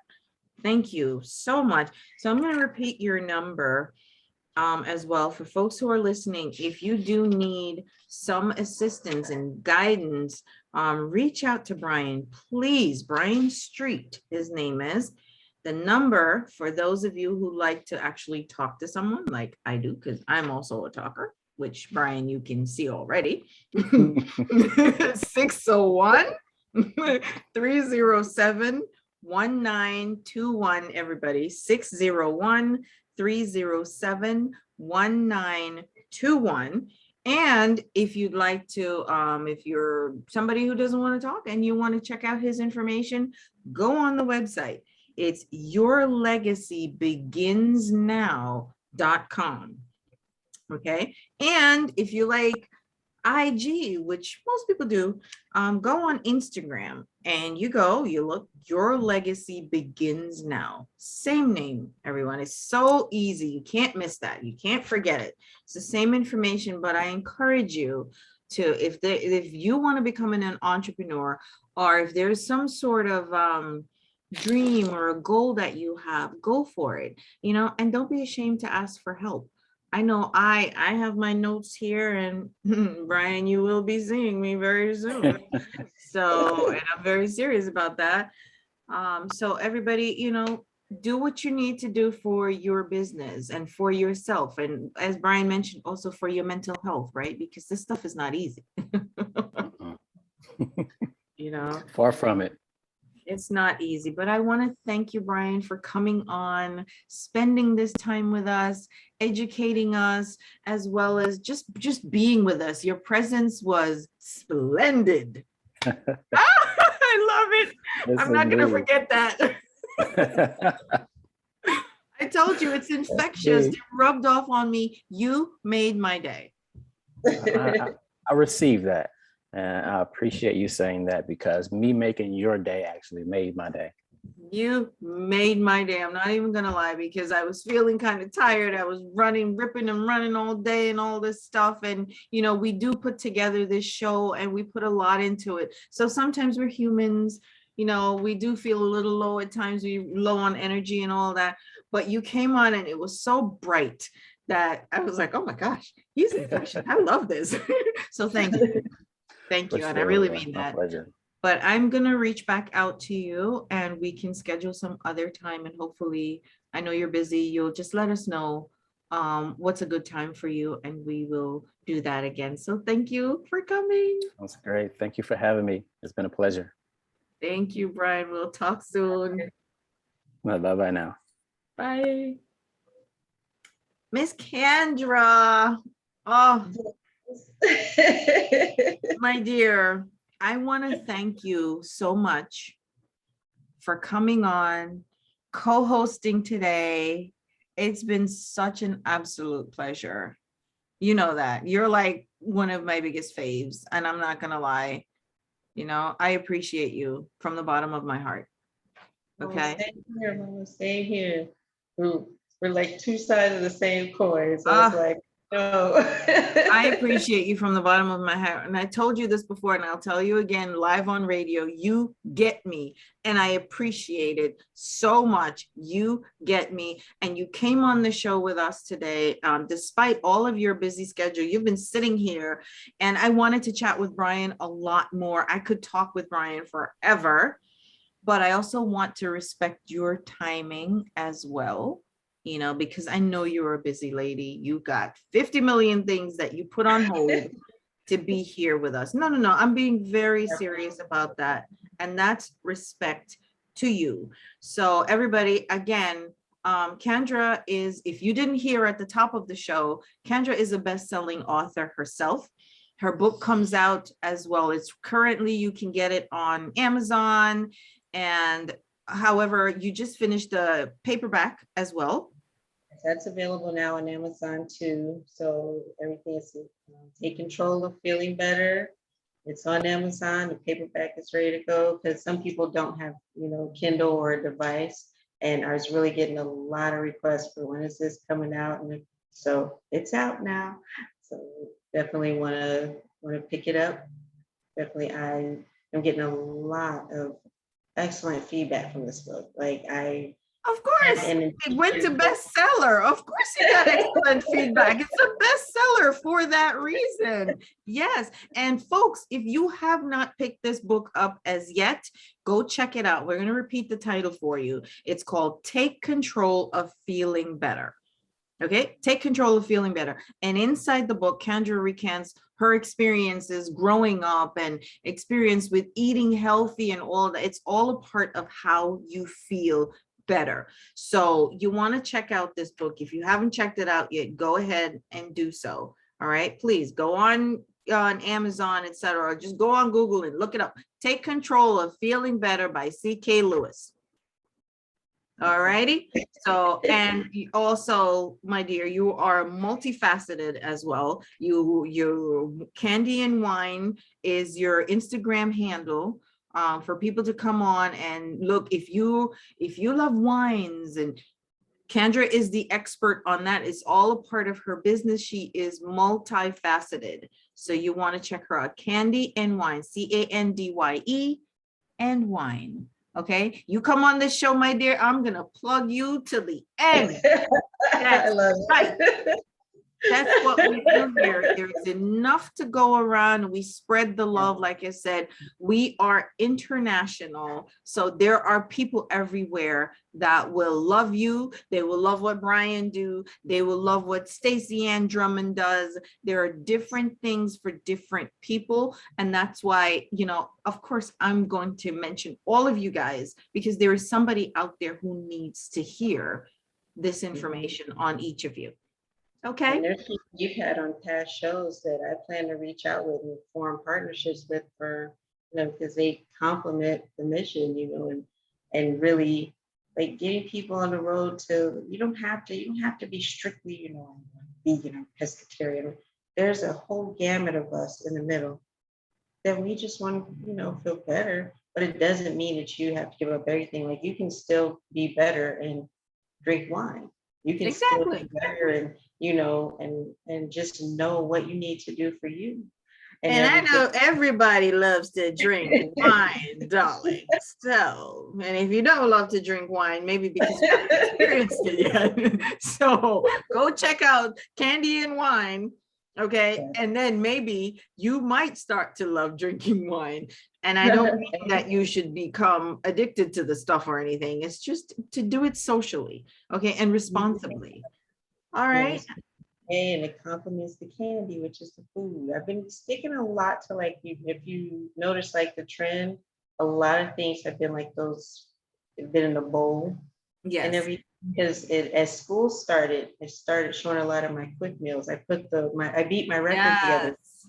Did you see that? I beat my I record. saw that, and everybody what Kendra is talking about on her Instagram as well, and she does these amazing videos with the wines and how she puts them together and shows you what to drink and all of that. But she also tells you about pairing. So pairing means if you're eating a particular dish or whatever, how to pair certain wines with certain foods that you're eating. But not only does she do that, she will show you how to, or tell you about these amazing recipes. And I look on there and I'm like, oh my gosh, healthy recipes. I love that sandwich you made for your son the other day. It looked so amazing. It made my mouth water, and it was healthy. So stuff like that, you can go out there. She teaches you on how to eat healthy, and then at the same time have wine. And she has a wine club. Okay, so if you want to be a part of that, please go check out Candy and Wine. She is multifaceted. You're doing a training coming up soon, or a seminar or a class or something, right? I'm launching my class in 2 weeks. And the coaching will be right behind us. So people can also go ahead and reach out to me about individual coaching. But they definitely, you definitely want to get the book. It puts you in the mindset. Even though it's stories and everything, that mindset that I had to go into to do what I had to do, and how you can relate to different things when it comes to your relationship with food. And then the class will come through. The first initial class is going to deal with mindset and getting you ready to go so that you can do things economically, especially as we're watching groceries go up and up and up. Being a creator is key to your economic survival. You want to know how to create so that no matter what you need to do in the kitchen, you can do it and still feed your family and feed yourself and your soul, and still do so economically and take at least that power back, because we can't control these prices. Absolutely. So thank you, my dear. I know we've kept you long enough. You have a strict schedule, just the way Brian just mentioned, that you have to schedule all your days, and you scheduled us in, and I truly, truly appreciate you. And that's why I wanted to give you a platform for your business as well, so folks can know what it is that you have and they should be checking out. The last thing I will say is I will shamelessly plug myself. As you guys know, if you're with us every week, I am a voiceover artist. I have a voiceover company that I also started. So it is called Lights Action Voiceover. You can hear various samples of my voiceover. I'm not going to burden you with more of it because you've already been listening for more than 3 hours to it. So if you want to hear samples of voiceover is for everything.